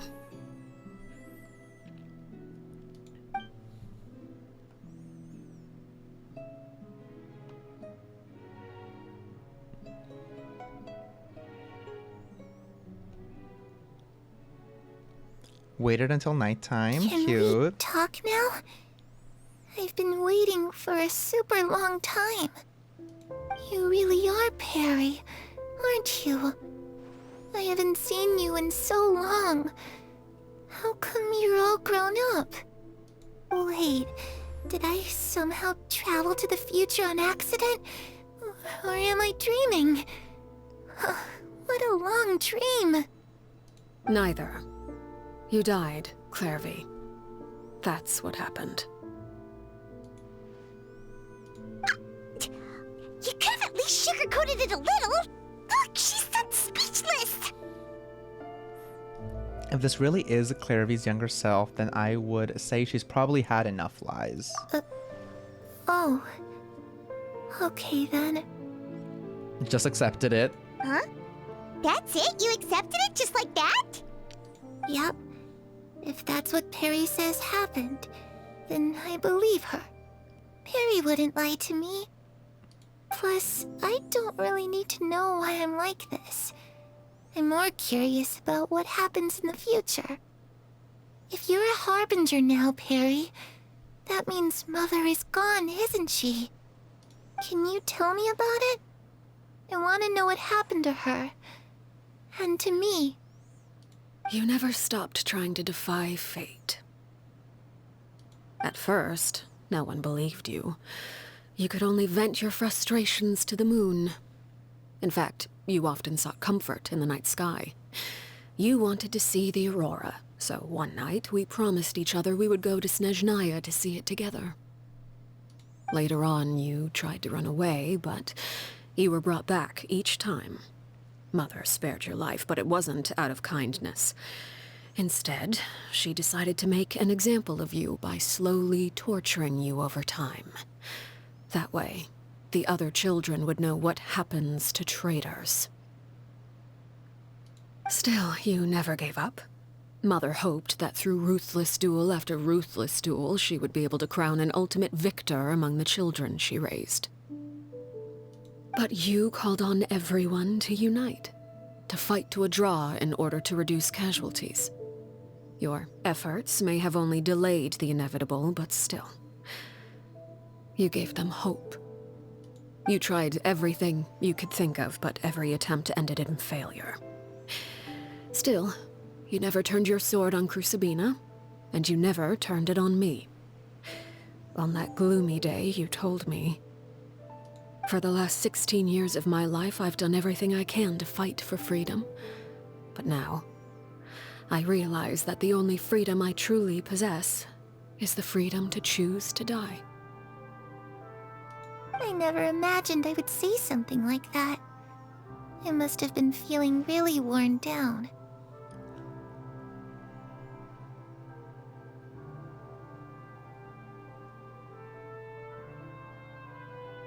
Oh my god. But somehow, I still think I understand. According to Mother's plan, only one of us was going to make it until the end. And I always hoped that person would be you. If I could do it all over again, I still don't think I would make a different choice. Even when I first met you, I knew you'd be able to do what I couldn't. Is that so? Even now, I'm not sure I truly understand what kind of freedom you were trying to pursue. But as the head of the House of the Hearth, and as the children's father, I've tried to give them the most basic of freedoms. The freedom to choose their own fate. It's something I discussed with the Iudex of Fontaine. The children who want to leave the house will have their memories wiped clean of all secrets pertaining to the organization. In return, they will be allowed to live a normal life in Fontaine without being prosecuted for their past. Of course, I won't simply hand freedom to them on a silver platter. They have to fight for it and prove themselves worthy of it. Only freedom that is earned has true value. That's more than enough. That's exactly the kind of life I was fighting for. You know, Perry, I think you're a pretty amazing king, and a really great father, too. I'm really happy that you're the one who took over the house. I guess I do have one regret, though. I still haven't seen the outside world. Well, it just so happens that our dear guests over here have been to many nations and traveled to countless places. Perhaps they would be willing to tell you what the outside world is like. Really? Of course! We've traveled all over the place. We've got so many stories, we could probably talk your ears off for 3 days straight! Oh my god, this is so... You know, I used to dream of being a bard. Playing the lute while singing into the winds of freedom. Even if there was no one there to listen, I would have continued to sing no matter what. Talk about the land of Geo, nation of contracts. Ah, that's where Mora comes from. I never knew that before. If I had some Mora, I would buy 3 new dresses. One for me, one for Perry, and one for Mother. It's just too bad Perry doesn't like wearing dresses. And Mother, well, she probably wouldn't accept something like that either. I guess I'd just have to keep them all for me then. I could wear a different one every day. Okay, now I'm like crying. Talk about the land of Electro, nation of eternity. Those yokai you mentioned, what do they look like? I once saw a drawing of this one guy with horns on his head and a super scary face. Are there any yokai like that? Oh, don't drag him like that, Clervie. Oh, sounds like you're talking about an Oni. Yep, we've met one, and let Paimon tell you, they're not nearly as scary as they look. Real. Talk about the land of Dendro, nation of wisdom. I was always too afraid to skip Mother's fighting lessons. But at the academia, I bet you could do all sorts of secret things in class. Things that have nothing to do with studying. I'm just kidding. Being able to study whatever you want without having to fear for your life actually sounds pretty great. You tell Clervie all about the various nations you visited. Eventually, the conversation returns to Fontaine, the nation you once called home. The situation was super dangerous. Lyney and Lynette were accused of committing a crime, and they were going to have to stand trial at the Opera Epicles. Oh, don't remind me of that quest. That one traumatized me so bad. Still, no other quest has hit me with the shock that that quest has hit me. Oh no, that must have been hard for all of you. What happened next? Don't worry, we were able to turn the situation around super quickly. All thanks to Detective Paimon, of course. Jesus, oh my god, I'm getting horrible flashbacks. I mean, don't get me wrong, loved the quest, but also it was so much. How'd you do that? Come on, tell me. Okay, so it was like this. After the failed magic show, we rushed to the scene and... Clervie is listening really intently to Paimon's story about our time in Fontaine. She seems really happy, like all her troubles have been forgotten. maybe this is the first time she's ever been able to truly relax, but I'm not sure how long this moment can last. Yeah, these two seem like they have a pretty good... like, it's a pretty good match. Shadows don't have the capacity to learn or grow. Any new information they encounter is quickly forgotten over time. As time passes, she'll probably forget everything we've told her and go back to being that scared little girl who could only hide in the shadows. I was so busy thinking I almost didn't notice the sun has risen.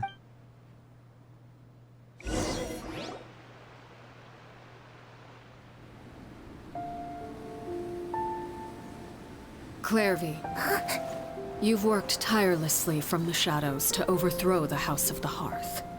Now, by my authority as the Knave, I shall announce how this matter ends. You are hereby expelled from the House of the Hearth. You are no longer tied to this place, nor are you bound by its rules.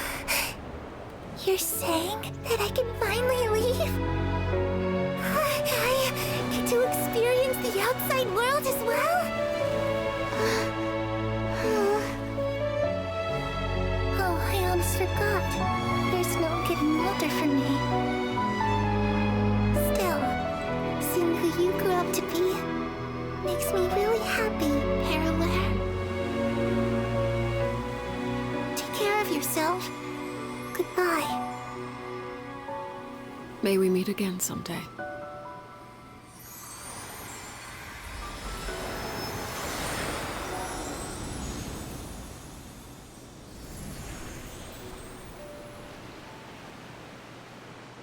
Clervie. Ugh. I'm tired of crying every single fucking story quest. Jesus. She left so soon. Paimon didn't even get to finish her story. I also have certain sentiments left unsaid.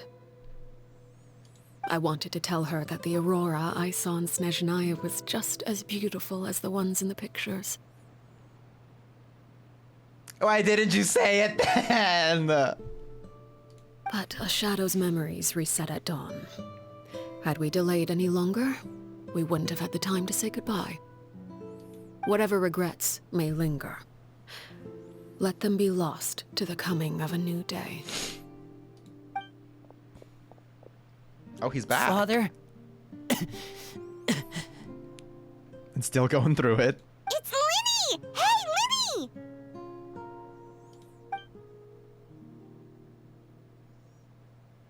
What is he doing back here? Let's go check it out.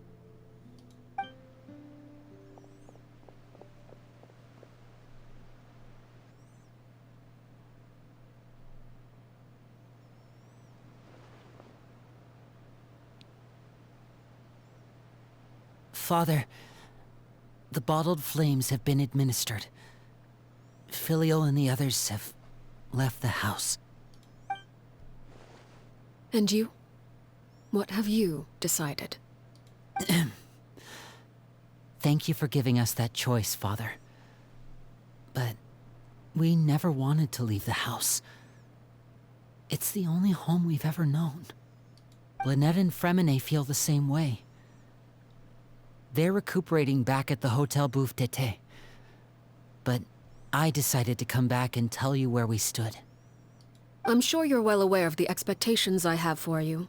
I want you to follow in my footsteps and become the next king of the house. Yet you seem to have different ideas. I must admit, I'm rather surprised by your decision to stay. There's nothing wrong with choosing to live a quiet life. Leading this organization is a heavy responsibility, one not so easily carried by someone forced onto the throne. I just never understood what you saw in me. What made you believe I was deserving of that throne? You're brave, talented, and, most importantly, you cherish your family. You would do anything to protect them, even if it costs you your life.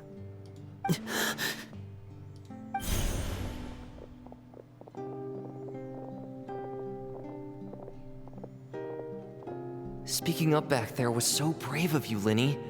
It's all thanks to you that we were able to convince Father to back down. You're a hero, Lyney. Hero. Father is the real hero. Had Father gone all out during the duel, there's no way I would have walked away with my life. She must have had it all planned from the beginning. Of course. From the very moment she suggested a duel. I'm not deserving of that title. I'm not strong enough or smart enough. You're wrong. In my opinion, all you need to be deserving of the throne is conviction and the necessary strength to act on it. We may have different ideas of what it means to be a family, but you can hardly be said to lack conviction. What you truly lack is strength. For someone of your talent, though, that's something that will come with time. Even without that strength, you still chose to face me in a duel, even though the odds were stacked against you. That capacity to honor your convictions is what I truly see in you. Father. No one knows what the future holds, what tragedy or triumph may be in store. Being at the head of this organization requires the strength of will to face whatever comes. Caution will only hold you back. If reaching a certain standard were required to go after what you want, I would never have succeeded in killing my predecessor. Back then, there was still a considerable gap between our abilities. Strength may decide the ultimate victor, but those who let a lack of strength dictate their decisions or undermine their convictions will never be worthy of the throne. I understand, Father. Thank you. Children must grow up to surpass their parents. Only then can a family continue to flourish. The road ahead is not an easy one, so I'll ask you one last time. Are you certain you want to stay? You've done so much for me, Father, and that kindness must be repaid. Plus, with Project Stuja at hand, there are many dangers ahead. And I, for one, don't intend to back down. Protecting my family at all costs. That's my conviction. Then you're welcome to stay. As for Project Stuja, you need not be too concerned. If those cowardly businessmen and heartless dignitaries try to take us down, I'm prepared to teach them a lesson. Yeah. Having members who longed for the light was our organization's last weakness. With those members no longer among our ranks, the House of the Hearth is like a spider hiding in the shadows. We need only wait for our prey to come to us. At present, our imperative is to use their plan to our advantage. In doing so, a crimson moon shall rise amid the frigid blizzards of winter. No demonstration of loyalty shall go unrewarded, and no sacrifice shall be in vain. As for the two of you, whether we meet again as friend or foe, I'll remember the camaraderie we shared in this moment. No matter how arduous the journey ahead, I hope we both reach our desired destination. Is that it? Oh, it's not. Wait until 2 days later? My time with the speech. Didn't Lyney say that Lynette and Freminet were recovering at the Hotel Bouffe d'été? Ooh, Paimon wonders how they're doing. Maybe we should go check on them. Let's see. Where are they? Bum bum bum. There she is. Got her!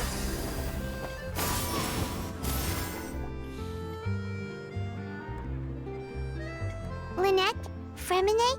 How are you feeling? Much better. Whew, what a relief. What about you? Are you feeling all right? There's no need to worry. I'm right as rain.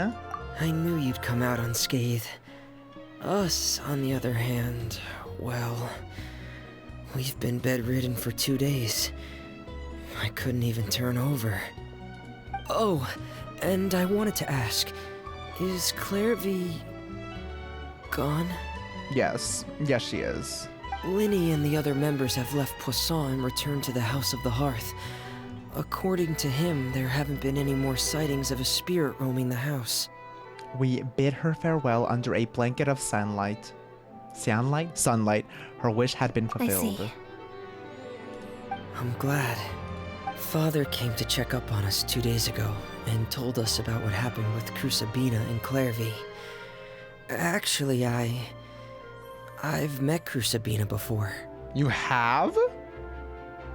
How long ago was that then? Wait, what? You've met the former Nave? Crusabina died a year after Clervie. It was during the year between their deaths that I joined the House of the Hearth. Oh. Wait. So Arlecchino's not that much older than Freminet, right? Like she's a decent amount older, but not like crazy older. If he joined, if they typically join as like kids, like 6, 7, maybe 5. If he was like 5 and Arlecchino killed her around like 17 years old. Oh yeah, she's really not that much older. She's like 13 years older, or maybe like 10-ish. Arlecchino was 17, and if he joined, yeah, like around 10-ish years. Crusabina had an extremely cruel and radical way of doing things.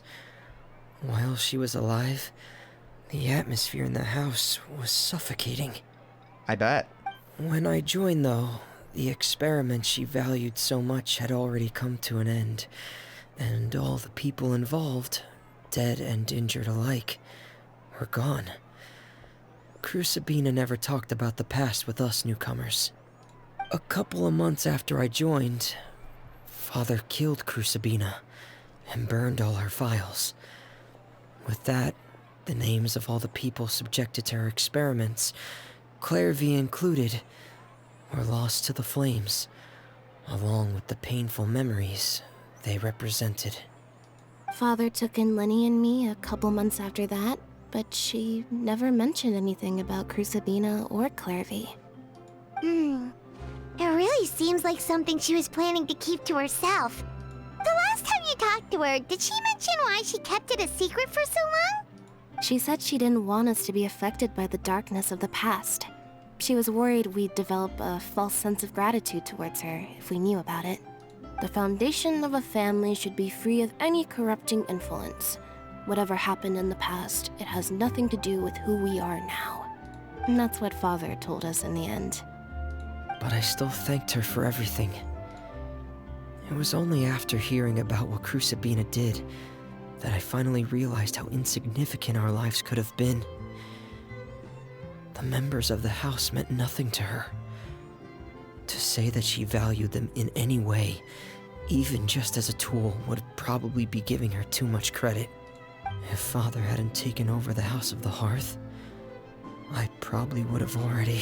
Don't think about that. She saved you in the end. Father rarely brings up the fact that she saved us. She doesn't believe that being indebted to her should be what ties us together. But even if we didn't owe her anything, we would still choose to stay. Because this is our home. Okay, I like that. We may have arguments or times when we feel wronged. Some people may even choose to leave. But as long as Father is here, we will always have a home. Whether the path before us is bathed in sunlight or shrouded in shadow, we'll follow Father wherever she chooses to go. So I wanted to say thank you for helping us make it through this crisis. Without your help, we could have lost a lot more along the way. Oh, we didn't do anything, really. Just invite us back as guests and we'll call it even. Of course. You're welcome anytime. Are Filial and Nantoy okay? I actually saw them at a cafe this morning. Oh? They didn't recognize me. From what I could tell, they were drinking coffee and talking about one of the operas that started running recently. They seemed happy. If I had to take a guess, I would say they finally found the kind of life they always wished for. Dun, dun, dun. And there she is. What did we get? What did we get from the quest? That one was, I don't know if that was longer than other story quests, but that one felt very, very, very long. Oh, we got this thing. Wall Hearth, the firewood that banishes the dark. Cute. Cute. Okay, okay, okay. Debrief time. Okay. Thoughts, opinions, what do we think? Yeah, let's do like a rating. Give me like a rating out of 10. I definitely think this is one of my favorite story quests. I think the writers should have held the ambiguity of whether or not Arlecchino actually cares about the House of Hearth kids closer to their chest. Like, it was too early, took the bite out of her character for me. I also kind of wanted them to be a little bit more ambiguous about whether or not, like, they die or not. I feel like they didn't need to spell it out for us in the end about the whole like memory swipe and all of that. I feel like sort of leaving the hints could have been enough as well. I also wish she was more evil. See, I'm kind of glad she's not like fully evil, because I mean, like, we do have characters that are fully evil, right? Like, Crucibino was, in my opinion, like, fully evil, right? Had essentially no redeeming qualities. But when you have characters that are fully evil, like, they die, because you don't want fully evil characters to, like, win, and, like, you know what I mean? So I'm glad they did add a little bit more. I'm glad they made her more of a likable character. I'm glad they added more of that. I want fully evil characters. We might still get fully evil characters. Yeah, like Dottore. Like, I feel like Dottore, to my knowledge right now, I don't see how they could redeem his character in any way, shape, or form, in my opinion. And, well, yeah, the thing is that, okay, but that doesn't mean that he's not gonna be dead eventually, right? Like, I feel like he's probably gonna die the way they're setting him up as like fully evil, right? Back to this story quest.